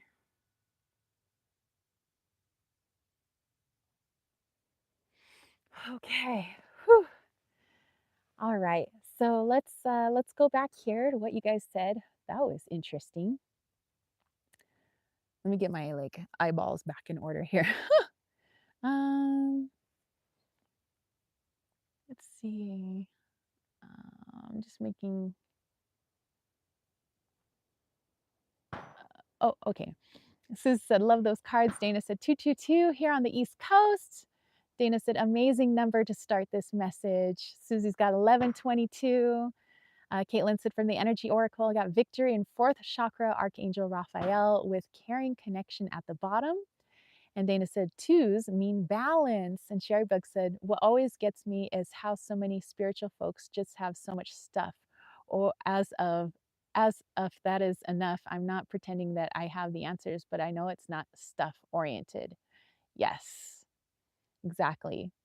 Um, yeah, and that was something that I noticed that, even my own self, like my ego was like, oh, you need this, you need that. And then when I came out here and I had to like just like let a lot of stuff go because it just doesn't fit here. Like, we just don't have the space. I have to live very simplistic here. I have to know how to reuse things, instead of just wastefully throwing things away.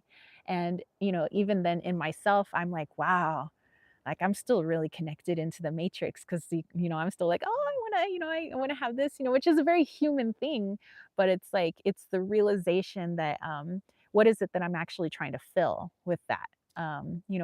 What is it that I feel is missing? And that's where we try to then go in and start listening to the higher self, because obviously I feel that there's something missing and I'm trying to fill it with something material. It's not saying that the items are bad. It's not putting a negative thing on shoes or clothes or tarot decks or anything, but it's why we're obtaining them. So the thing itself isn't bad, but it's why are we obtaining them? What is the purpose? Is it filling a particular need or want, and then why is that? That's, I think that would be the more spiritual thing to look into, but not to say that materialism is bad, but why is that materialism there? More to look into, I think. Okay, so let's see. Sorry, I just have to scroll back here. Like Susie said, so agree, Sherry Bug. Nancy is here. She said, oh my, I'm so late. Hey, no worries. Welcome, Nancy. Caitlin said, reaching out, floating through you to me and me to you. Wake a dream, walk a stair. You are everywhere. I am. Separate souls, unify, touching at the speed of lights. My clairaudience translates through lyrics. Very cool. Mine does that occasionally as well. Susie said, Nancy helped me this week with healing. Very cool. Awesome, Nancy. She's sending love. And Sherry Bug said, the ego has to be balanced. Exactly. Susie said, Caitlin, love that. Susie, simple is good for me too. That was a ricochet. Caitlin said, I enjoy shopping, but I'm not materialistic. Nancy says, I am in the process of letting go of a lifetime of collecting. I feel like all this stuff is suffocating me. Stephanie, hey, how are you? Hello, hello. Nancy said, cluttered space equals cluttered mind. I agree. Like, we have to clean up our RV a little bit because we still have like a couple unpacked boxes, and it's like now because like the space is so much smaller, you have anything out. Like I'll leave a blanket out, and now the RV looks cramped. Like you leave your shoes on the floor, now the RV looks cramped. So it's like, yeah, and I'm really liking the downsize. I must say, like at first I was like, oh, but I love this thing. But then it's like I have to think practically, like, where am I going to wear shoes? Like, I can only wear a particular type of shoe in this rockiness. I'm climbing up and down hills. So now, like, everything becomes functional instead of like more fashionable. Like, sure, my tank top is cute, but it's a tank top. It's hot outside. I need hats. Oh, what up, Fly? What's up? uh, Nancy's like, but can't downsize my crystals or decks. Well, crystals are little healing buddies. Um, Nancy said, Susie is such a precious soul. Hey, hey, I agree. Caitlin says, to be honest, I have an issue with Nancy, but I'm not going to bring bad vibes here. And then Stephanie saying, hello, hello.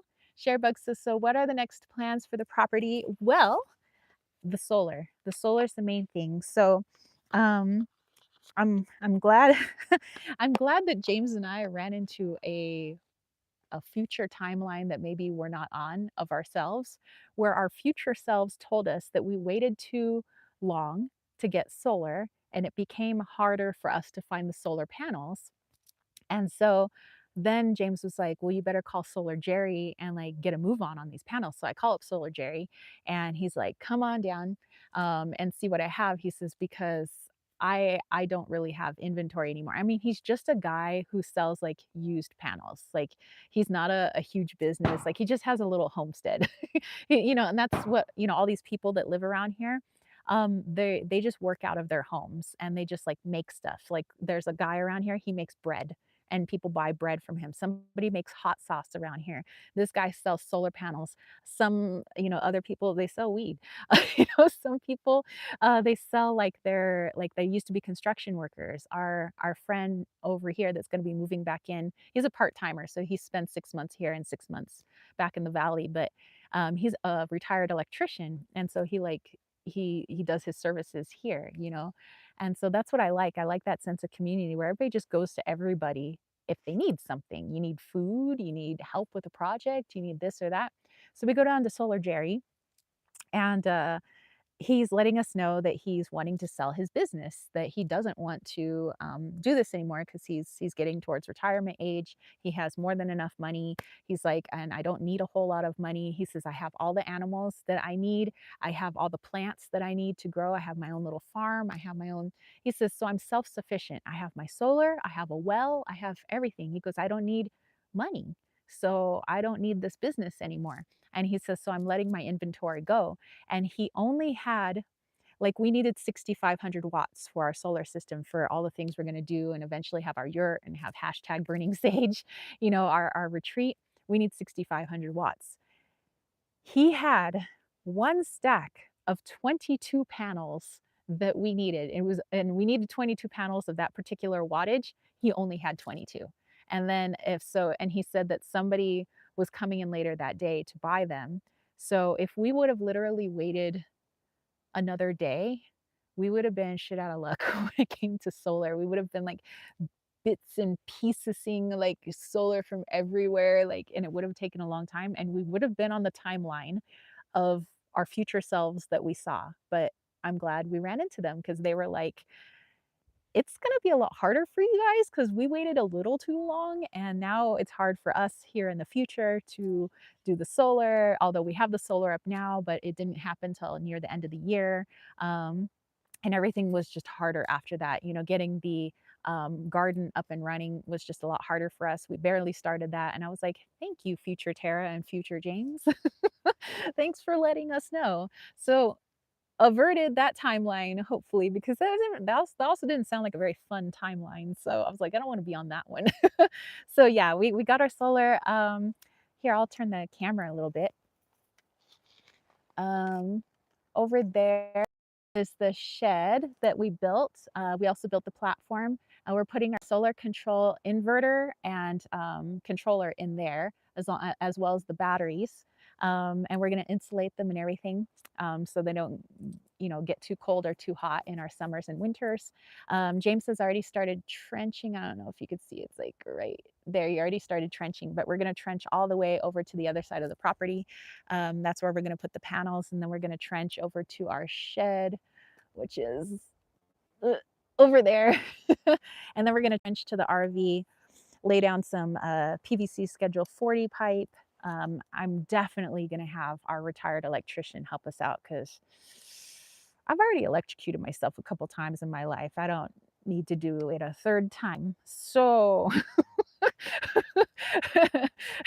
that wouldn't be good. So yeah, I'll have him help us with that. But basically, we just need the structure built. And our friend that we got our solar panels from, we made a friend actually. He's a really nice guy. Oh hey, our hummingbird is around. Hey guy. He told us about this place. It's an auction house where you can get lumber for on the cheap. So he literally got like tons and tons of lumber for 200 bucks. So hey. So all right, so that's our main project is next is to build the solar array, the structure that it's going to be on, finish the trenching, talk to our friend about what type of wire we need to get all this hooked up. Yeah, and to just kind of help us hook up the solar controller inverter, get that waterproofed and insulated. Um, yeah, and then after that, I'll start thinking about the garden and definitely have a couple of places where I wanna, like, even out the grade, of our road in here because my Jeep can make it, but if we have friends and family coming and they don't have a big old Jeep like me, you know, I don't want their because I scrape my bumper. I imagine other people's bumpers would just plain fall off. So I don't want that to happen. So I want to smooth out the road a little bit. So I'm gonna go do a little workout there down the road and see if we can do that. So those are the plans. Oh, and we installed a faucet. We installed a new faucet in the kitchen. So yay. The other one like burst because it was so cold in the RV when it was like 18 degrees. It just like blew up. So um, let's see. Lisa said my tiny apartment is not conducive with much stuff. Yep. Susie said, Lisa, my place is tiny too. People would be surprised. Susie loves bread. Oh, me too, man. I could live off rice and bread for the rest of my life. Dana said, such a beautiful message.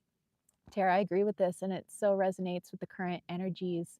A lot of the Taurus energy, which is very much about the physical, Scorpio, which can purge and release. Very nice. Dana said Taurus energy is undergoing so many changes coming up in 2023. Stephanie loves it. Susie said, thank goodness. Dana said, that's awesome. And Caitlin said, Dana, so maybe the next year is affecting me because I'm a Taurus rising. My Pluto is in Scorpio. And Dana said, yes, Night Daughter, I would say the influence would affect how you present yourself to the world and even the ego. And Caitlin said, and Pluto is in my seventh house, if that means anything.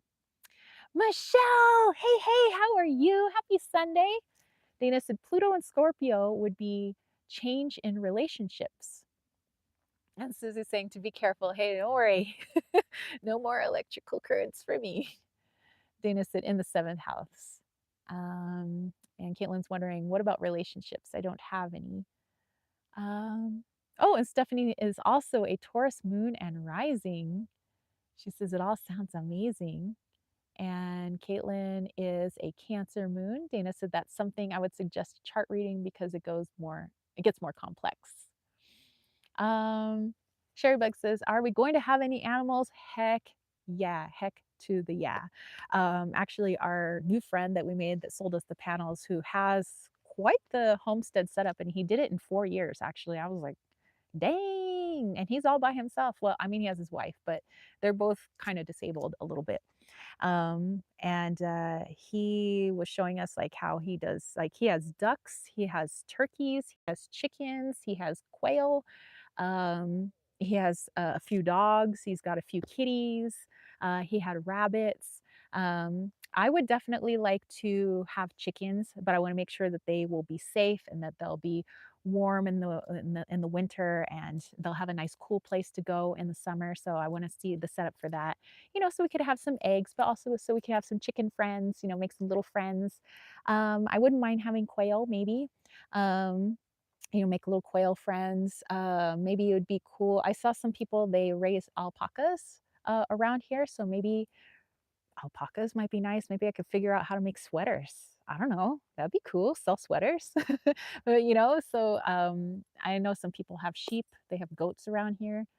Um, yeah, and some people are like, maybe we could get horses, but horses are very expensive, and we have wild horses around here anyway, so, we can always just make friends with the wild horses, and we have, every time we stop the Jeep, they always come over to say hello because I think they're used to people giving them carrots and apples and stuff. So, um, yeah, definitely gonna have some animals, definitely, kittens, and we saw that our friends, they said cats do okay as long as you keep your place pretty enclosed and they're used to staying within that in your acreage, and you bring them in at night. They said cats should usually be okay. So, because that's my biggest concern is I just want to make sure that the animals here are safe from the animals that are here. So let's see. Um,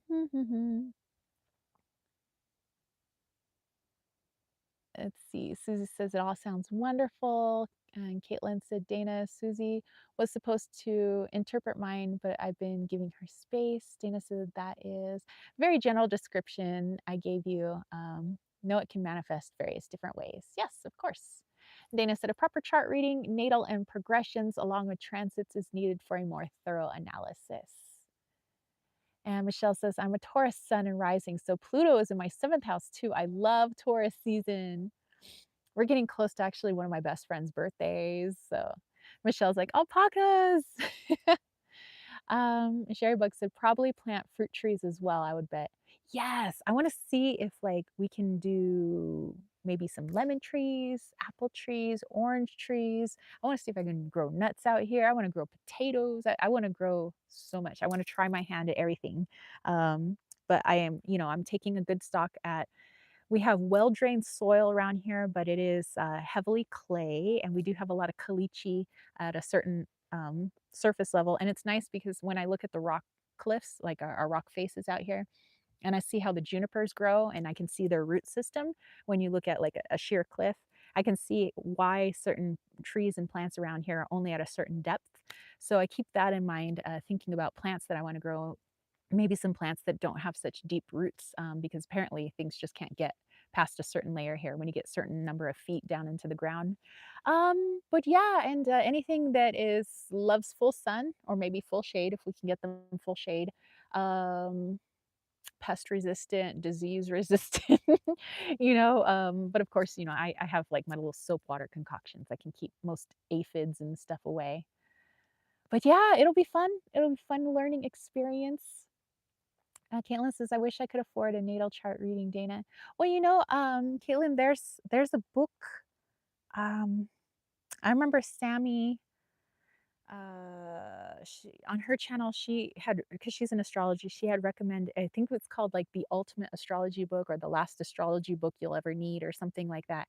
And it had a whole bunch of information. So like, if you couldn't afford to get a reading for yourself, like you would be able to just take your you know, get a your chart, at least what it looks like online, and then take all that information and you kind of just like search through the book and it has just so much information. If I can find it, actually it's not, it's in storage. Shoot. But I can try to look it up online, see if I can post that on Instagram later, maybe. Let's see. Lisa says the neighbors behind me have chickens. It's hilarious when they start clucking in at feeding time. Aw. Sharebug says I love having my chickens, ducks, and geese. Hey, and I found out their poops are really good for the garden. So especially duck poop. Dana says, I understand, Night Daughter. When I first started studying astrology, I would research the internet a lot. It was very helpful. There are some great websites. Kaylin says, my Jupiter is also Scorpio in the seventh house. John, hey, it says, local plants grow there. Maybe cultivate what's local. Yes, that's why I've been trying to like create this like little plant grimoire that I have. Is I'm looking at what plants already grow here, and I know that a lot of them do have edible fruits, and so I'm looking at what might like things that used to grow here, like, that I see maybe aren't on the hill anymore, but I kind of see them out and about. So I know that they grow in this area. And I'm seeing how I can like reintroduce them, like ones that were already here back to this area that just maybe got, I don't know, like eaten out of existence or something. And I know that the animals eat a lot of the stuff here too, because they survive off the yucca and the juniper berries and a lot of the just other plants here, the seeds from the pinyon pine nuts, the pinyon pine cones, the nuts are inside. So yeah, thinking about like reintroducing stuff and also stuff that's already here to like reseed it and so get more of it. So especially the yucca, I want to see more yucca around here. Yeah, so doing that too. And then other things that I think are like somewhat same elevation level, like stuff that grows in like our surrounding states, like New Mexico, Colorado, Utah. Same similar elevation level, similar soil. See if I can bring in some of those too that are more like sister species. Because I definitely don't want stuff that is growing here that's going to affect, negatively affect some of the stuff that's already here. And I've also been trying to tap into the plants that are here and be like, how do you want me to help you? How, would you mind if I brought this plant in? And usually all we have to do is just listen to what they have to say. Everybody's saying hello, hello, hello. Caitlin says my chart is almost non-existent fire. I think my Leo fifth house is the only fire. Hey man, I'm almost out of Earth, but I think there's some Earth, but mostly non-existent. Dan says, yes, that's a great book also. Okay, so I should probably create a plant channel at some point, just talk about plants. I would love to. Okay, I have our viewers' choice poll, and I thought this would be interesting. Okay, first, let's bust out the deck that I want to use. What do I want to use? Let's see. Let's go with, ooh, it's kind of warm out. Let's go with Ice Cream Oracle. Do I have to remove myself? It's like the sun is getting, the sun is nigh. Okay, I'm gonna move further underneath this juniper tree. Hello, little juniper. I need your love at the moment. I need your shade. Because when I say the sun is intense out here, I mean the sun is intense out here. Okay. So I'm just scurrying into the shadows. There we go. Whoop. Ooh, ooh. Okay. Okay. And I can't wait to see all this stuff that usually grows underneath these junipers. It's kind of it's a plant in the mugwort family, and it all just like turns green and colorful in the fall. It's so cool. But we're starting to get some spring stuff. So for now, this mugwort family type stuff is really good for kindling for fires. Okay, I have the ice cream oracle. All right, here's our viewer's choice, y'all. Let's see. John says, I know your magic. I love that you connect with the native magic of the land. It's beautiful. Thank you. Yeah, I like, yeah, I just like to sit and listen. And I usually am asking Anna, our resident spirit here, when I'm not tending to her grave and stuff, I'm usually leaving like corn on the cob there for her, tobacco, stuff like that, sitting and just like listening. Like, okay, I need help with this. Like, how did you guys do it? Asking Mika, like, okay, James and I want to do this. We're having a little bit of trouble. I know you guys are experts. Like, how do we do this? So a lot of times it's just asking the native spirits, like, how do you do this? How do you live here? And take care of yourself. And then, yeah, asking the trees too, which, by the way, one little thing before we dive into this, what I have found is, if there's a tree whose limb needs to be cut, let's say it's diseased or, you know, uh, it got hit, like somebody hit it or the wind kind of knocked it and it's like half alive, half dead, and it's just kind of dangling there. It's not really helping the tree because it's still putting life into that limb that's just kind of not doing anything. Talk to the tree and just let it know, I would like to chop this limb. And then when you do that and it gives you permission to do so, give it some time to pull its energy back because it will. And you'll notice that over the next several hours or even in a couple of days, that part of the tree will start to die. You'll start to see it turn brown. So they are listening, they really are. So when you say, I'm going to cut this part, do I have permission? It says yes or it says no. Um, Wait for it to pull its energy back before you cut. And they say, at least the plants have told me, it's it's easier for them. It causes them less pain.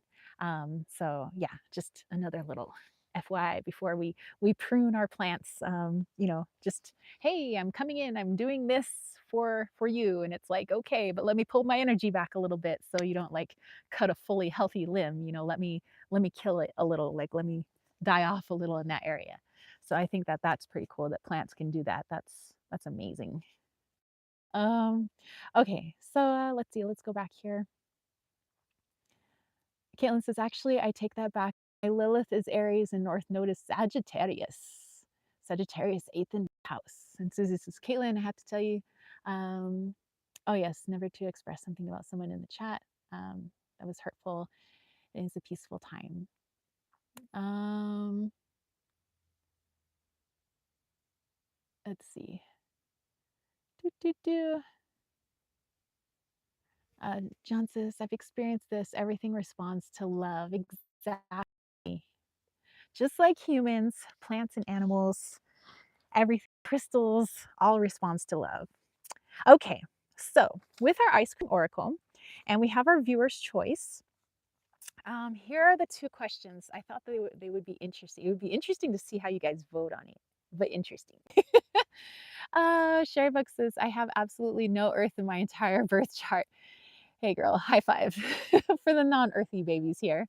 Um, okay, so there are two questions. Those people who are new, maybe you're going to be watching later and you don't know about the viewer's choice poll. Here it is. There's two questions. If you like the first question, please vote with a red heart emoji or just type the words red heart if you don't have access to your emojis. I'm going to put my feet up. Okay. Um, if you like the second question, vote with a green heart emoji or just type the words green heart. Okay, and I'll do a little Jeopardy music. It'll give you guys time to do your voting with either a red heart or a green heart or just the words red heart or the words green heart. But here they are. Um, Sherbuck says, I'm mostly water and air. That's rough. Hey, me too. I'm like, I'm mostly, yeah, mostly water and air.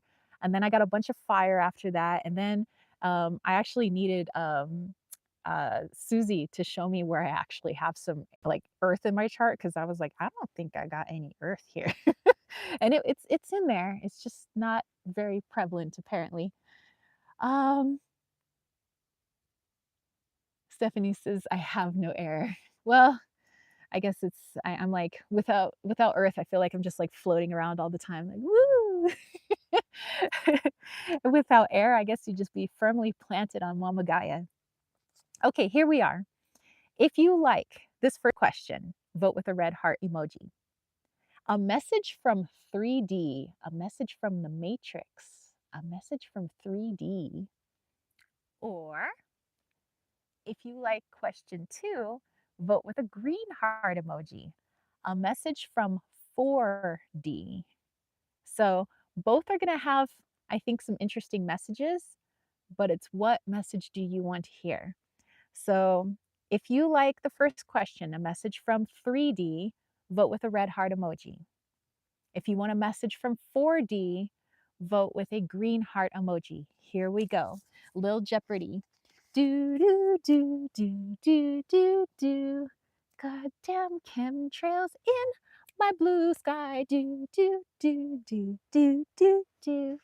Do, do, do, do, do, do. Okay, let's see. What do we got here? Let's see. Let's count them up. So Jamie was coming in with a red heart. All right, all right, all right. We got a red heart there, and then let's count up our green hearts. We got Knight's daughter, green heart. Stephanie, green heart. Dana, green heart. Susie, green heart. Nancy, green heart. Kayla, green heart. And Liesel, green heart. So, okay, we got 7 green hearts. Dana says, I love Tara's Jeopardy music remix. You dig that? Okay, you guys, looks like we're going green heart, which is a message from the 4D. And John was also coming in. So now that's 8 green hearts. Okay, all right, let's do it, greenie babies. Little ice cream oracle. Sherrybook says, maybe a message about the chemtrails. Dude, maybe we should do that too. Freaking. Hey, I found out there's a lawsuit going on in California now. Some people are bringing that to court. They don't want that crap up in their sky because now I guess agencies are just admitting that, yeah, we're putting stuff up in the sky, but we need to do weather manipulation for what they say. Um, they're doing it for, was it climate change? That there's some places that have droughts, so they were trying to create as much rain and snow as they could this year in order to help the drought problem. So it's like, oh, so without our permission, you were manipulating our weather and then told us for years that we're all a bunch of crazy heads because we're like, oh, they're putting stuff in the sky. And they're like, what? That's not possible. We can't do that. Cut to, yeah, we do that. And you should thank us for it. It's like, what? Court. Okay, so let's take a look here. Susie says, that's good to hear. Susie says, lawsuit, wish I could join it. Exactly. Okay. Message from 4D. What do you got for us? I have a little bit of water too. It's kind of warm.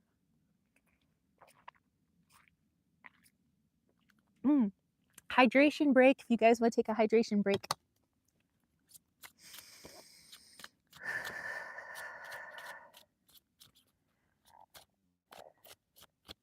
Okay.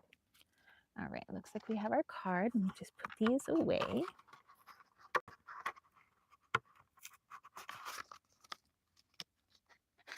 Okay.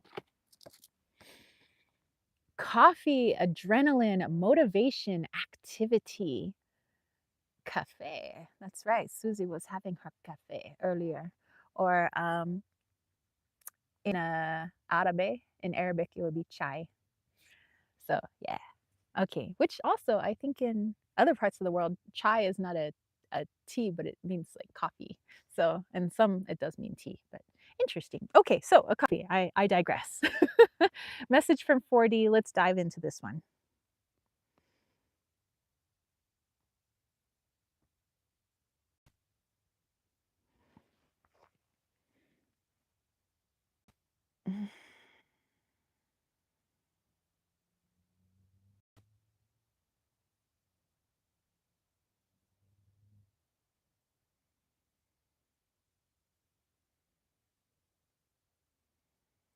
4D. Something you say you have only when you have time, yet you complain of time in your world. Linear, you say point A, point B. I have no time, yet you have connection to where time does not exist. And you can bring down time in its amorphous state into your linear time, yet you refuse. You prefer the linear time.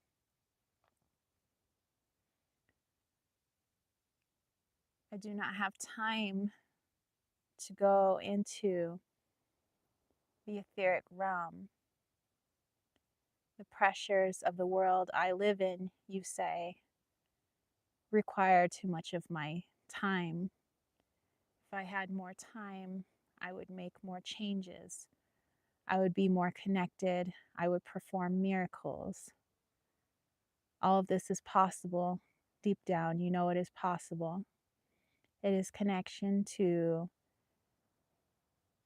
the outer realm, realm outside your realm, to bring it down and create the time that you've been asking for, but yet many refuse. Some sort of self sabotage, sometimes to signal to others that they are somehow harder working. We can create time constraints. Often, time might be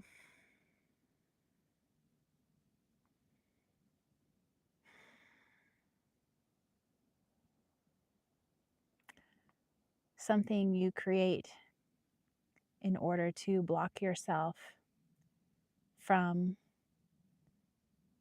turning the world into what you truly desire. You must ask yourself what is blocking this. You have all the time because there is no time. If you can understand this, your world would not be the world that you are experiencing now.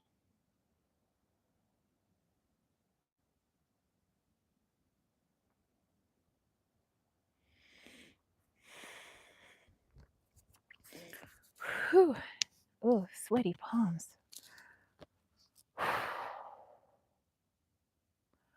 Okay, whoa, interesting energy coming in from 4D. Um,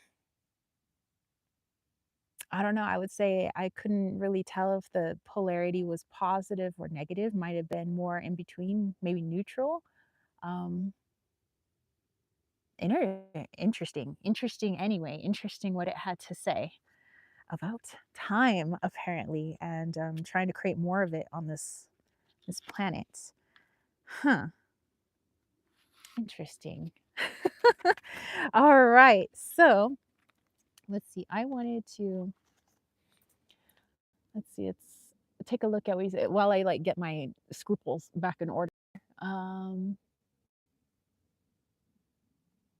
at least, yep. Sherrybug says, and yeah, I'm sure shooting chemicals into the sky has nothing to do with the drought. Oh yes, of course, nothing, nothing. Yeah, of course, of course. I mean, they say they manipulate the weather, but then what if they're manipulating the weather so that could show us that they're manipulating the weather, but for our greater good? What? That would almost be maniacal. Let's see. Caitlin said, "From the Believe in Your Own Magic, I got Universe. We're all just stardust with with gardens. Something lovely will grow from this." Susie loves her coffee. Stephanie says, "Plant some time and you will have time." Hey, dig that. And I do plan on planting time. Very nice. John said, "I need more time. I work better with a deadline. We're contrary creatures, aren't we?" Yes. That sounds like me when I was like in college. I was like, I work better under pressure. I work better when I know that there's a deadline. And then I just like do everything the night before. And that's when I do my best work when I'm under pressure.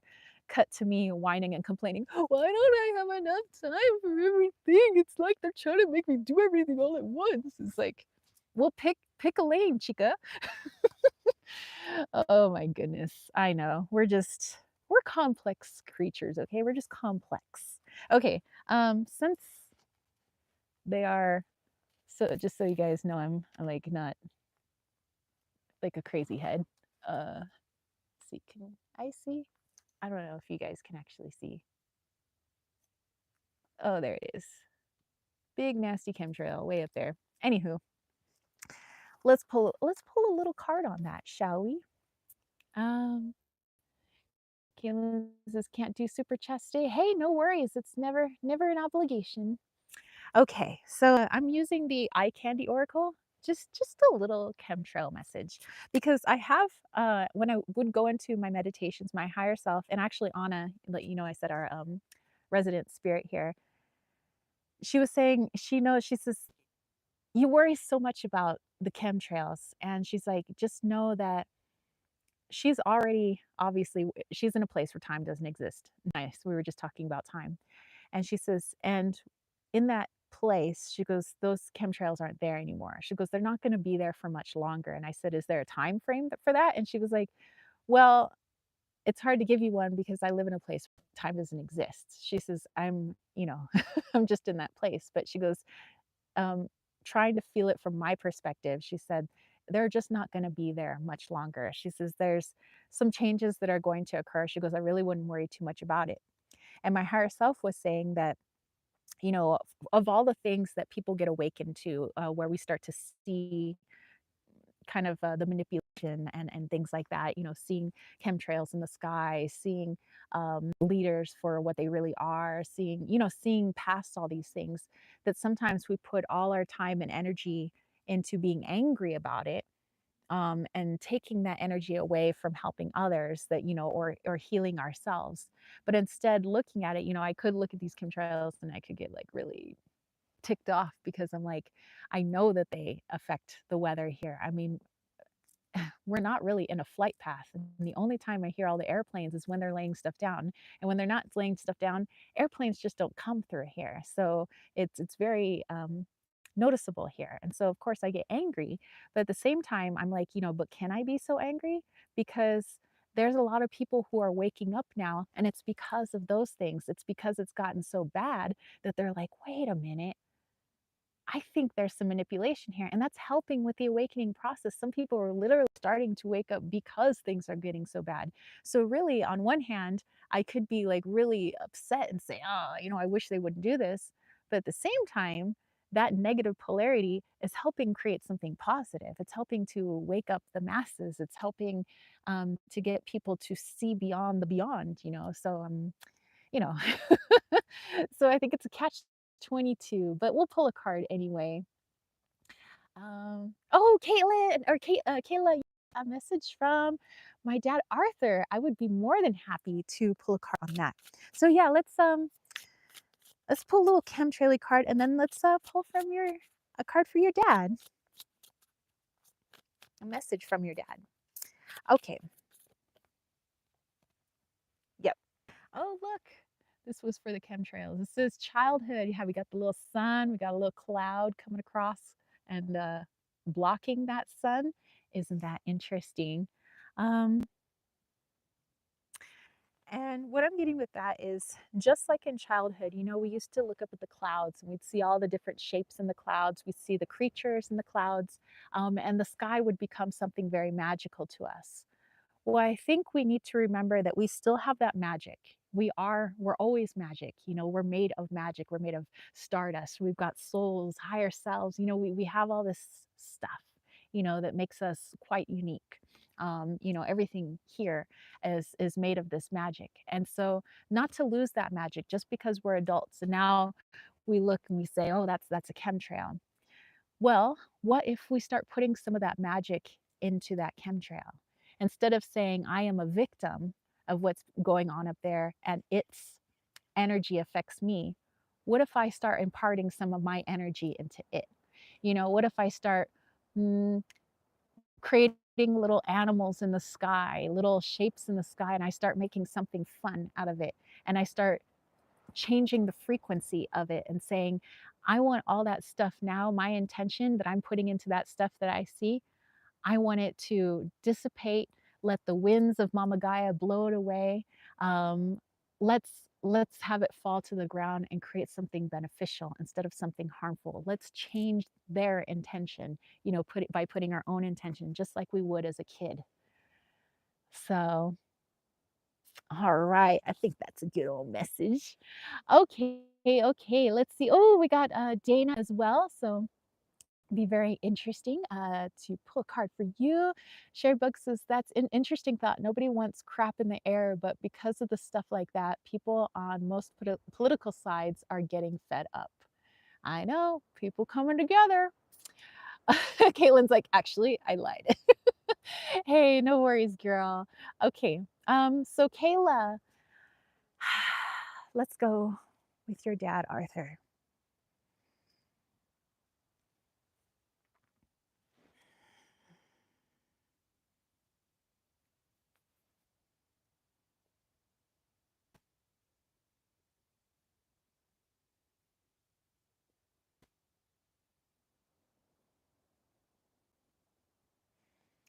Kayla, very interesting. As I was trying to connect to your dad's energy, all of a sudden I was taken to the music of Sesame Street. And then I was taken to Oscar the Grouch. And it was like I was a little kid laughing at Oscar being like his grouchy self, but like he's kind of funny. So that just kind of, I don't know, just popped in with your dad was Oscar the Grouch and Sesame Street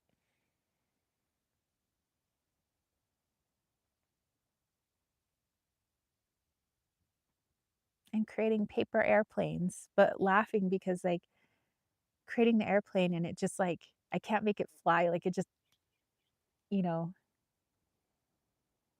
hits the ground, but helping you to build a better paper airplane. Like your dad showing putting a paper clip on the end of it. It'll help your airplane sail better. All it needed was a modification. And I don't feel that maybe this isn't a memory, but it's more metaphorical. So you being a child and getting upset, like, oh, every time I throw this paper airplane, all it does is just hits the ground. It doesn't fly, and getting so upset. And him showing you, you don't have to crumple it up and get angry. All it needed was one little thing. All it needed was a little paper clip on the nose of your paper airplane, and look at it now. One little tweak. You say it doesn't have anything to do with you being unintelligent or bad. Sometimes we just need help from others. And sometimes others can see things that are very simple that we can't see, just like you can see things to help others. It might just be a little simple thing. And sometimes the best way to help somebody is just with something simple. Sometimes the help that we need isn't overly complex. Sometimes it's just seeing the paperclip and realizing that's all you needed.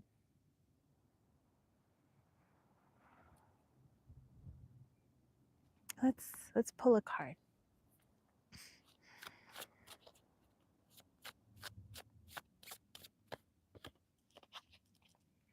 Ooh, we have commitment.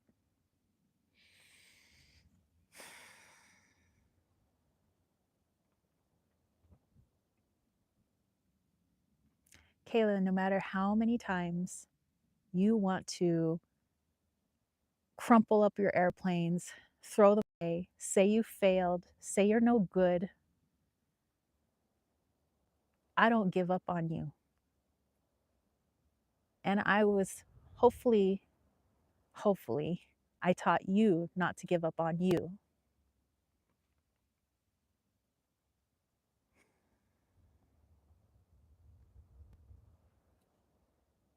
You're plenty smart, you're plenty capable,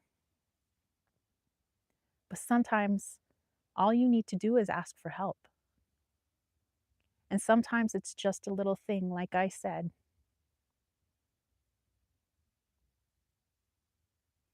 And not only do you give somebody a chance to feel good about themselves for having something to offer you, but you feel good in making a connection with somebody and finally getting over something that you thought was impossible for you to do, and it was just something simple. You are stronger than that. But it's okay to get angry. It's okay to throw away those projects. It's okay to want to give up. But at some point, you dust your knees off and you get up.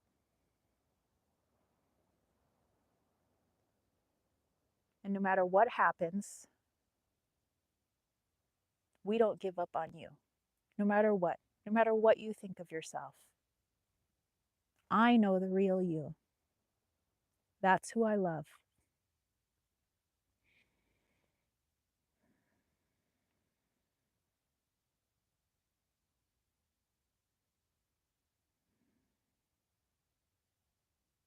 And forgive me if I always see you as a little baby. I know you're a grown woman, but to me, you're always going to be her. So, no, I don't give up. Not on you.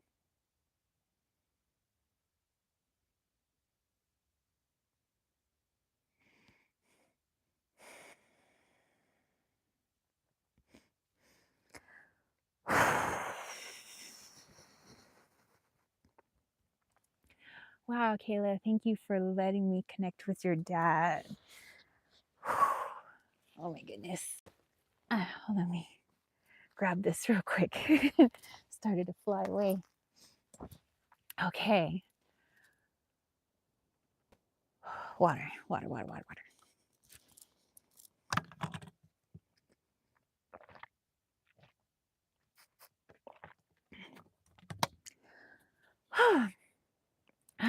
Okay, well, there was so much, Kayla, I don't know if you could feel it, but there was so much emotion and so much love in there. I was trying so hard to allow him to speak because me, the me that is me, was listening to the message, and I'm like, I could feel it all, and I was trying so hard not to cry, because I could feel how much he cares for you.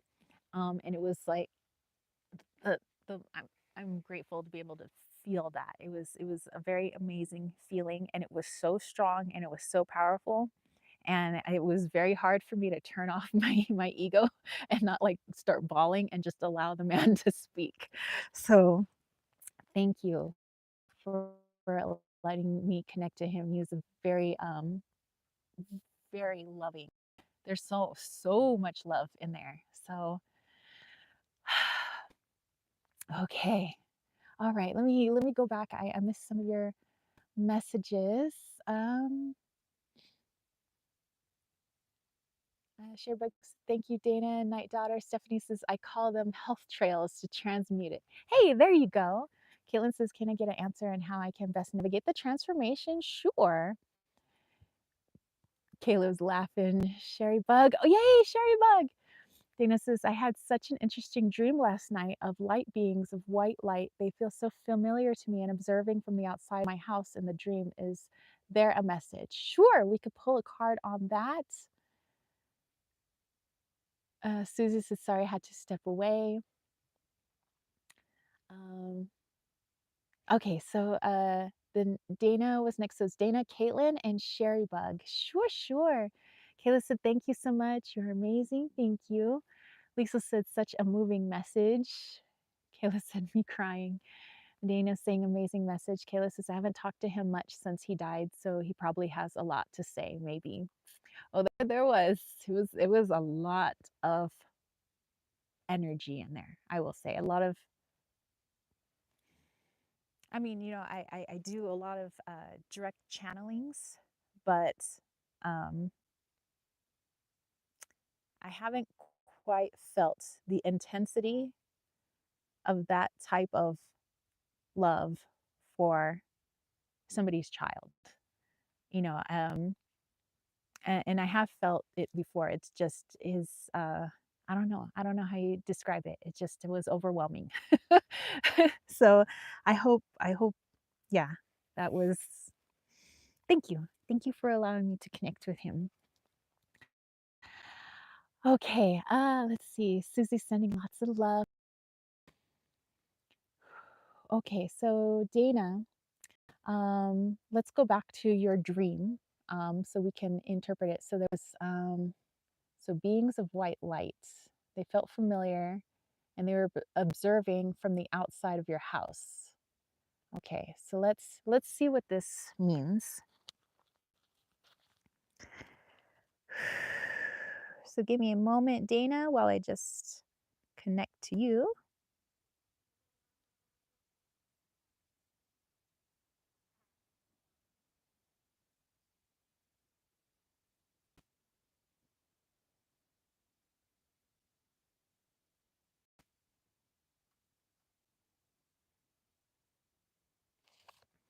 Okay, Dana, so let me get my feet back up here so I don't get bitten by ants.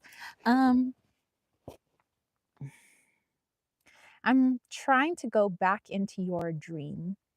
So I'm trying to see what you saw and I'm trying to talk to the being. So I'm going outside of your place of residence and I'm trying to talk to them. And they seem like they're creating like a chain, like they're all together and it's almost like they're creating a barrier around where you live. And it feels like it's directly related to your making these big life changes, with your career, with where you want to live.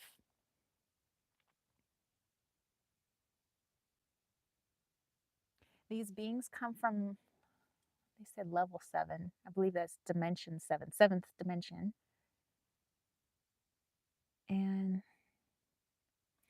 and they're saying when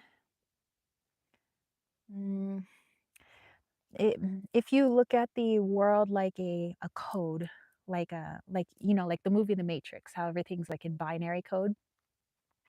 If you look at everything like a code, and when something wants to jump out of that code and do something in direct resistance to what the ego programming is. All of our programs apparently look like a code, our ego programming. And you want to go in, it's considered like a violation of that ego program because you're being directed elsewhere. You're obviously being directed by the higher self. And these beings are saying when humans do that, when they jump out of their code, um, it's mm, they're more recognizable to other beings with ulterior motives. And they're saying, but that shouldn't be anything that should deter you or scary. It's just you're more visible to all types of beings, negative, positive, neutral, whatever they may be. And they said, because you are following your higher self, and your higher self knows who these beings are. Mm, they're not really saying how, but they're there as an alert system.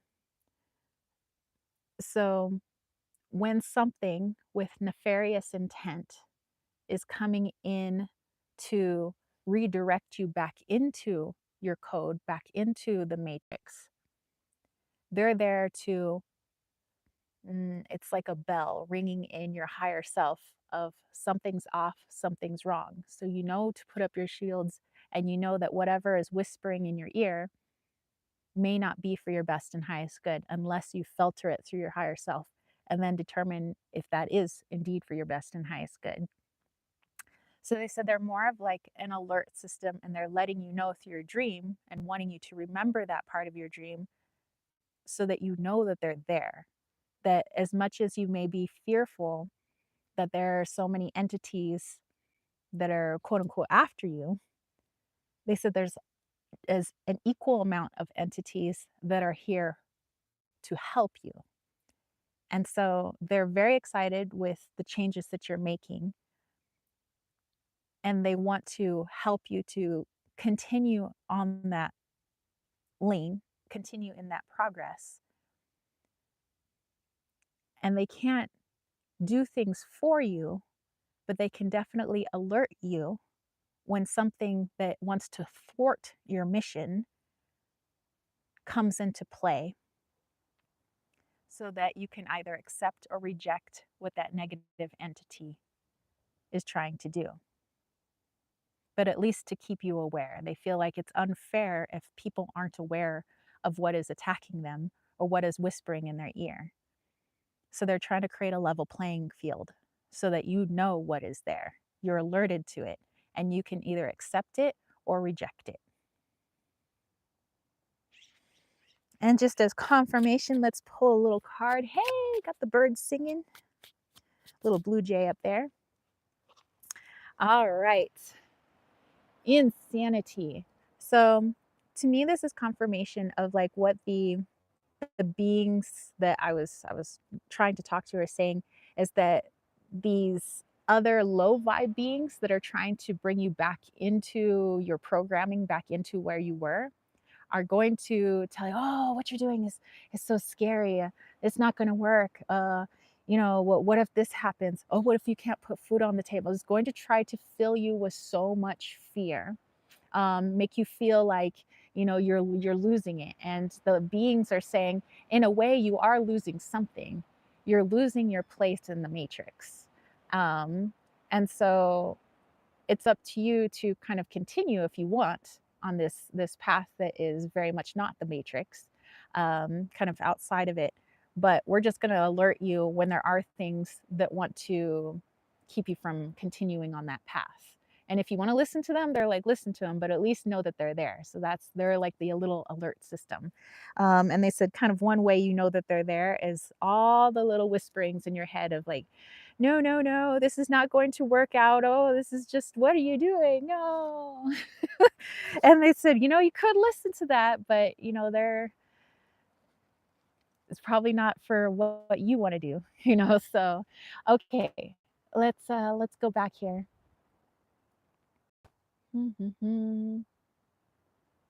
Dana said, OMG, yes, there are multiple of them. Caitlin says, I'd like to alter my question slightly. What do I need to know about my transformation? Because I've been feeling a lot more hopeless, sad, and angry than usual. We will definitely look into that. Stephanie said, how profound. Dana said, OMG, I have goosebumps all over. Sherrybug said, time to an immortal was as rain to the boundless ocean. Just a quote I ran across in a book I'm starting. Very appropriate to read this after the message. Dana says, I'm in awe right now. This makes so much sense. So, all right, you have a little alert system groupies. Again, they weren't really letting me know how you, your higher self and them, like how you guys know each other. But they didn't feel at all negative. Like they felt like they had your best interests at heart. They have your back, but they're just there to ring the bell of like, hey, hey, hey, something's here that shouldn't be. You know, do you want to listen to it or do you not want to listen to it? But just so you know that it's there. All right, Sherbrooke says that's a lovely message for Dana. Yeah, Dana, dude, you guys, you and Kayla, like both of you have had messages I think are wonderful for everyone at this time as well. Okay, so Caitlin, let's take a look. You said you altered your question. Let me re-look at the question you just shared with me. Uh, do, do, do. Dana said they told me they love me. Yep, I got that too. Like I said, I didn't feel anything negative or bad off of them. Okay, so Caitlin, your question is, what do I need to know about my transformation? Because you've been feeling these feelings of hopelessness, sadness, and anger. What do you need to know about your transformation? Okay, so Caitlin, let's dive into you. Let me get some water. Okay.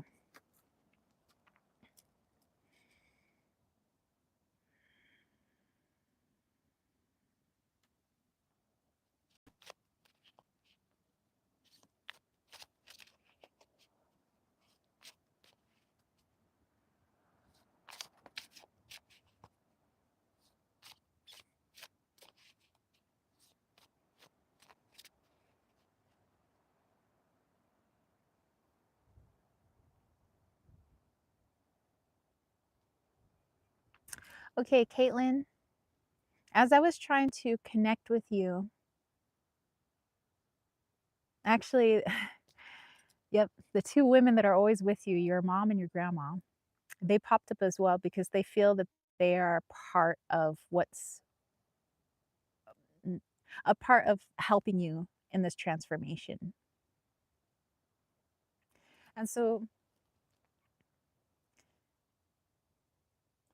they were saying that your mom says, as a mother, I always had to feel like when I tell you something, I have to be sure of it. And oftentimes I told you things as truth when I wasn't actually sure about it. But I was afraid that if I didn't always seem like I had all the answers, if I didn't look like somebody who was solid like a rock, like that somehow you would lose faith in me or trust in me. And I didn't want you to grow up not having a solid foundation. I didn't want you to grow up scared. And so I apologize if I told you things that weren't true. And she's saying it she wasn't trying to do anything bad. She was really just trying the best she could. She says, as a mom, I just sometimes you would ask me why something happens or how something works, and I would have to think on my feet right away, okay, well, this is why this happens. And I would try to convince myself that that was the truth as much as I was trying to convince you that was the truth. Since I don't know how the whole world works, since I didn't know a lot of things, but I didn't want you to feel like I didn't know anything. I wanted you to have direction. So I told you a lot of things that weren't true necessarily, but it's just because I wanted you to feel stable. And your grandmother coming in as well says she did the same thing for your mom. And they said, we just, this is just what we did as mothers. We tried to feel like I don't want my child to think I don't know something. So I just tell you something and I try to sound like I know something. So she's saying, both of them are saying, they're here for you,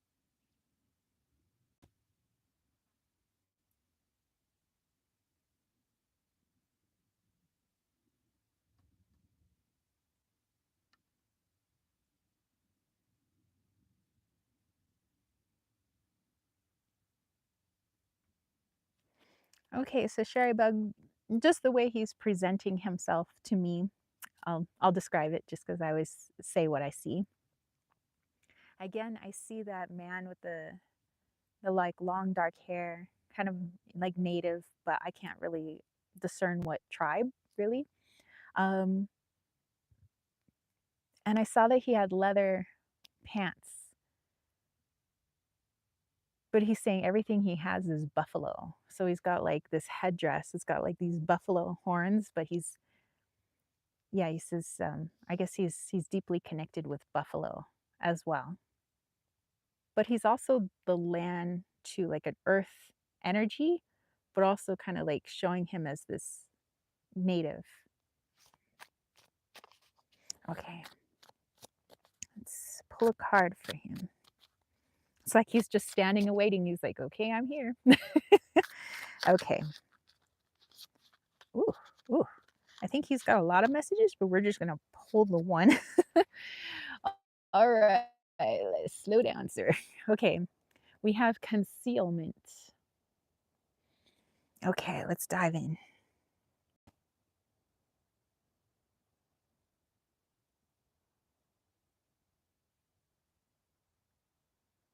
Oh, okay. I understand now because he didn't have to show me a form. He could have just been energy, right? He said, but there was a reason why he wanted to show himself and have me relay it to you the way that he's dressed. He says, my legs are covered. I'm wearing buffalo skin. I've got my buffalo horns. He's got his headdress on. He says, you have to think about what you protect yourself with. And if it's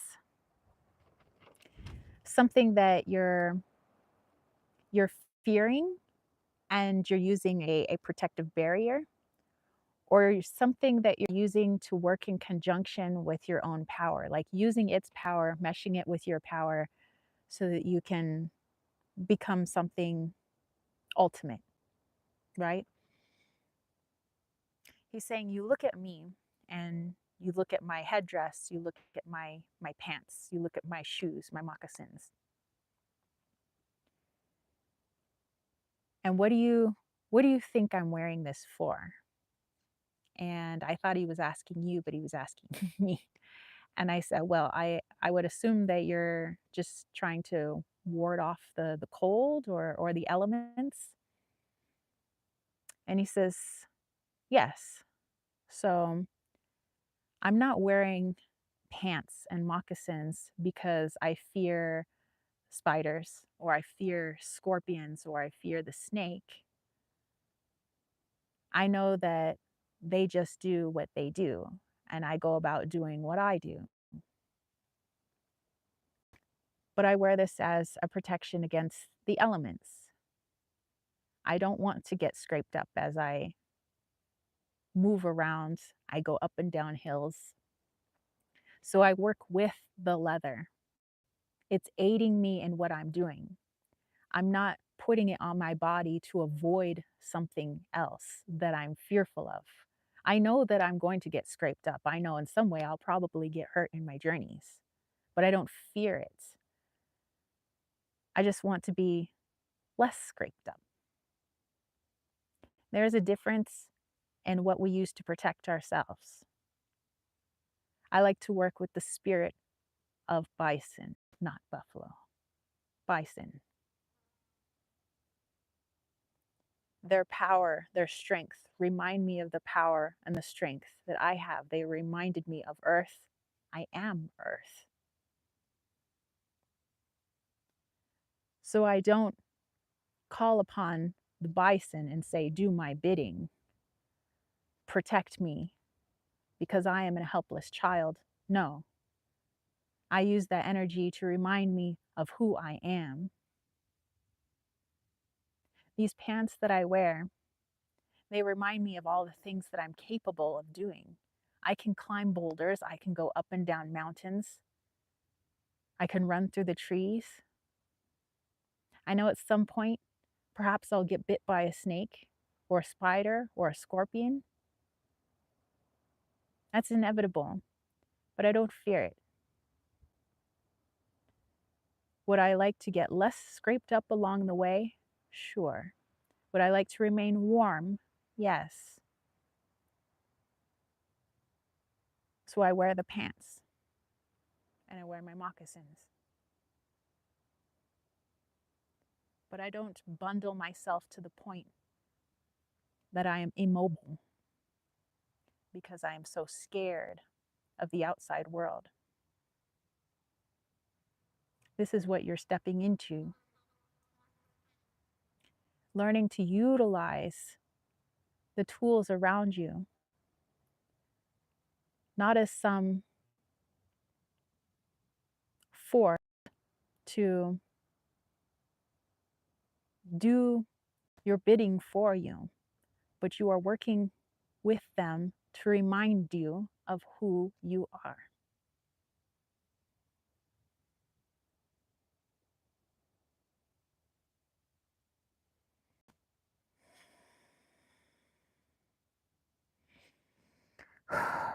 All right. My goodness, Sherry Bug. Ooh, that is some powerful energy out of your guide. Oh my goodness. Oh, okay, let's see. Let's go back. I missed some things. Um, oh, Dana had another question. I'd be very happy. Ken said, "Isn't the buffalo South Dakota symbol the Sioux tribe? Maybe, maybe. I don't know. I couldn't. I didn't really see. I can't see a complete figure. All I see are bits and pieces, like the clothing and the headdress, and that he is native, but I can't tell what tribe. But very interesting." Susie said, or Sherry Bug said, "Oh wow, that's amazing." Susie said, "So cool, Dana." Dana said, "Susie, it truly was like a shift in energy. I felt guided to go to the kitchen, like a nudge. So I went and went back to get my phone to take a pic because I couldn't believe it." Caitlin says, "Guys, I'm tired. I think I'm still wiped out from the trip, so I'm going to take a nap. Blessed be everyone. Well, you have yourself a great rest of your Sunday. Take care of your energy, Caitlin. Take care of yourself, and have a fabulous week." All right. All right. So let me have some water here. And we'll jump back in with Dana. Kayla said, "Sweet dreams." Okay, so Dana, I have one more question. This week, time stopped at 11:11 on my stove clock, but on my phone, it was 11:17, as if time stopped.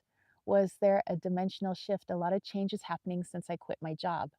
Whoa, you know what? We've been having some odd stuff here with the time. Like now I can't really remember specific instances, but yeah, time is stopping. It's super cool.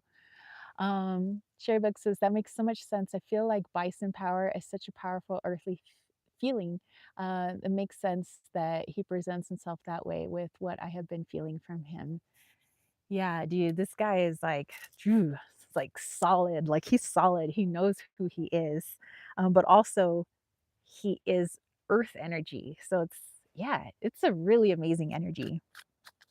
Thank you for letting me tap into him. Like I am super appreciative when I do these readings. I get to meet so many of your relatives, your fur babies. I get to feel into you guys. You know, there's a lot of you guys I don't get to see you face to face. So I just know you guys by energy. So it's amazing. Thank you.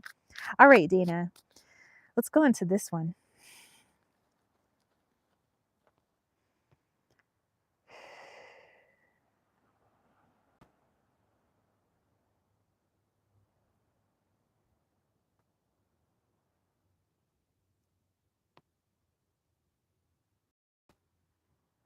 Okay, Dana, it's your higher self. I'm gonna let her speak.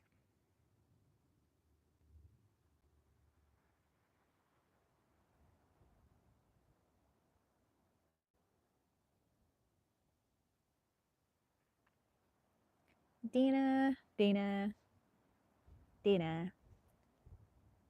Time did not stop. Time is nothing.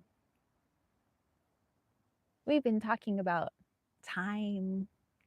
Time is non existent. In some places, time is linear. What you experienced was non-existent time. This is to show you how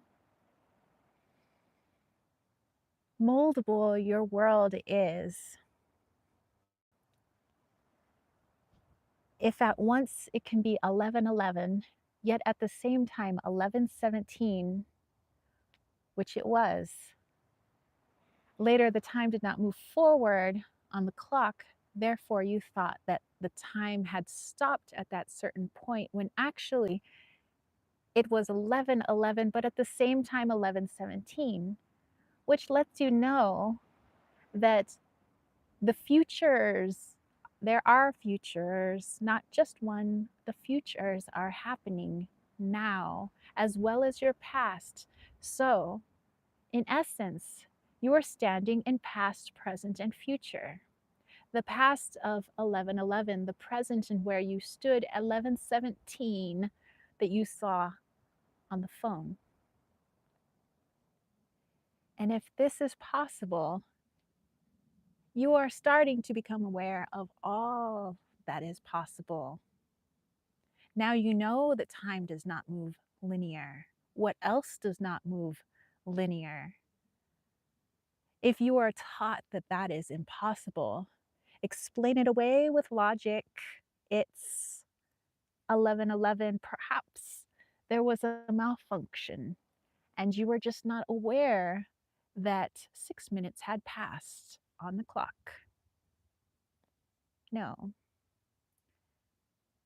Remember that you are allowed to choose the reality that you believe, what they whisper in your ear, just as I speak to you. Do you want to believe that one timepiece malfunctioned while the other continued to function, and this is the reason for this occurrence?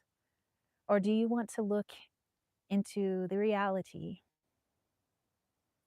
that you can be at all places at once? All minds exist at once, and that you choose where you want to go.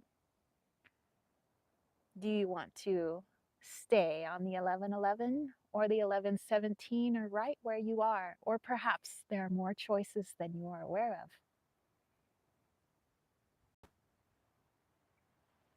The world is beginning to not make much sense to you, Dana. This is how it's meant to be. The less sense that it makes, the more of a right track you are on. Let it not make sense.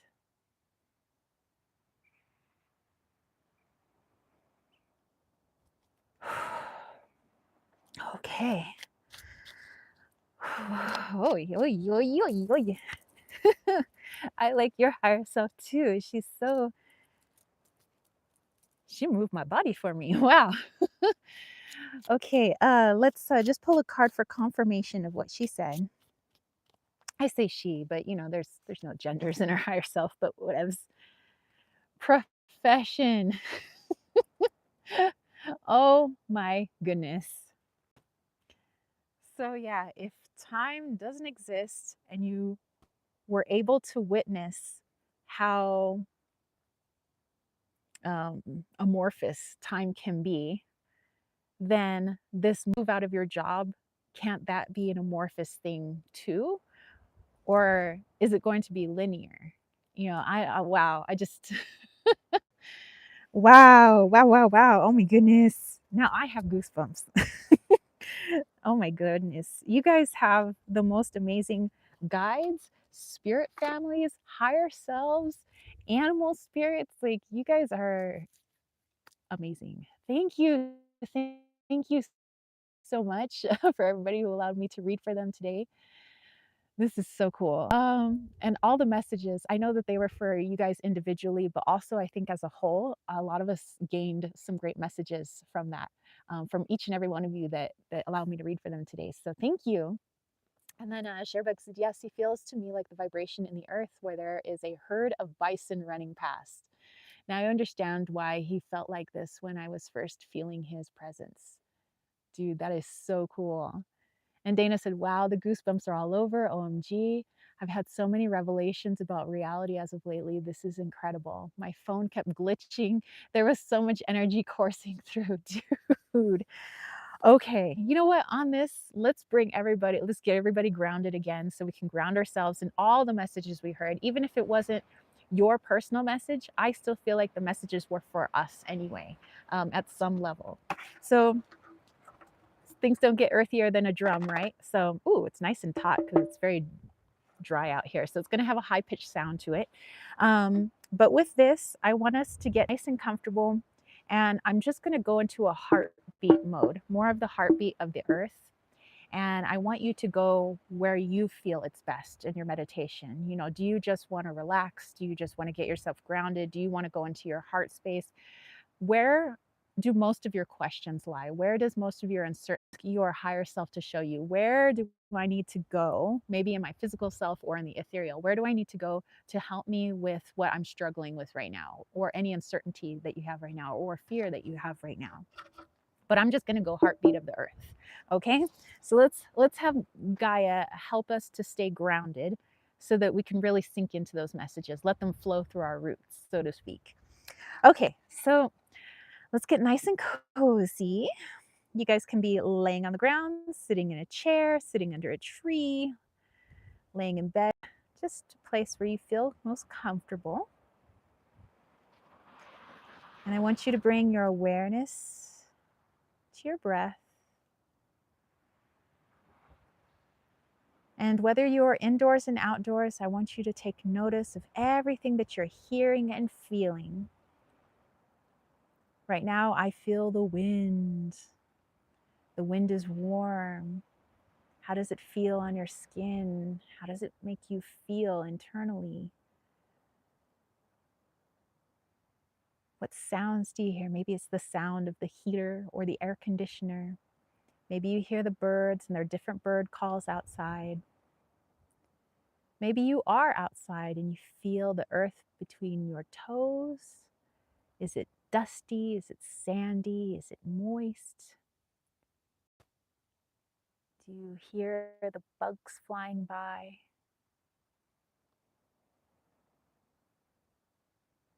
Becoming aware of what's going on in your body. Do you have any aches, pains, stiffness? Where do you feel it? Are you hungry? Are you thirsty? Where do you feel that? Sometimes our hunger doesn't reside in our bellies. Sometimes the hunger is in our heart. Sometimes we thirst for something. Just taking notice of your environment and what's going on in your body and how the environment is affecting your body, your mood.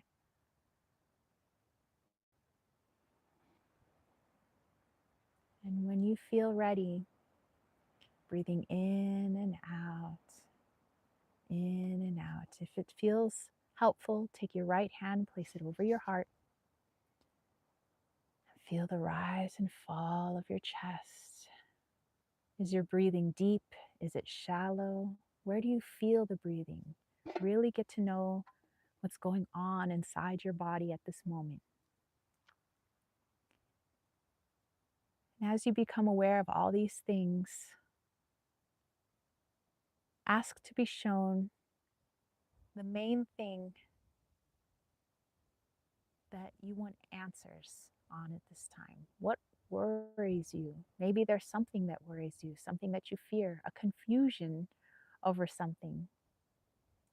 Maybe you're feeling complete joy. Maybe you're feeling love at this moment. But ask your higher self to show you where in your body or where in the ethereal, meaning your spirit, you can go to speak on this. Speak on the love that you feel right now. Speak on your joy. Speak on your fears. Speak on your worries, your confusions. Ask it to show you where you can talk about these things and gain more clarity. Maybe why you're feeling filled with love, so that we can get more of that. Why we're filled with trepidation, so that we can transmute it.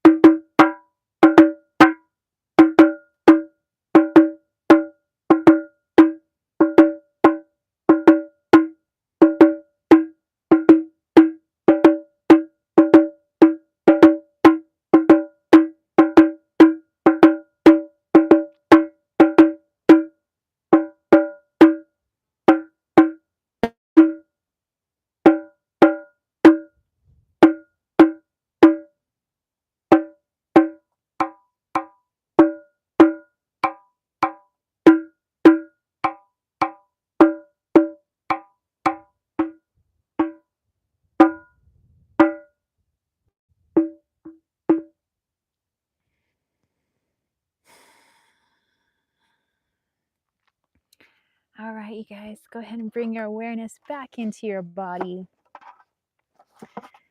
and wiggle your fingers and toes. Take in a nice deep breath. You can open your eyes if you haven't done so already.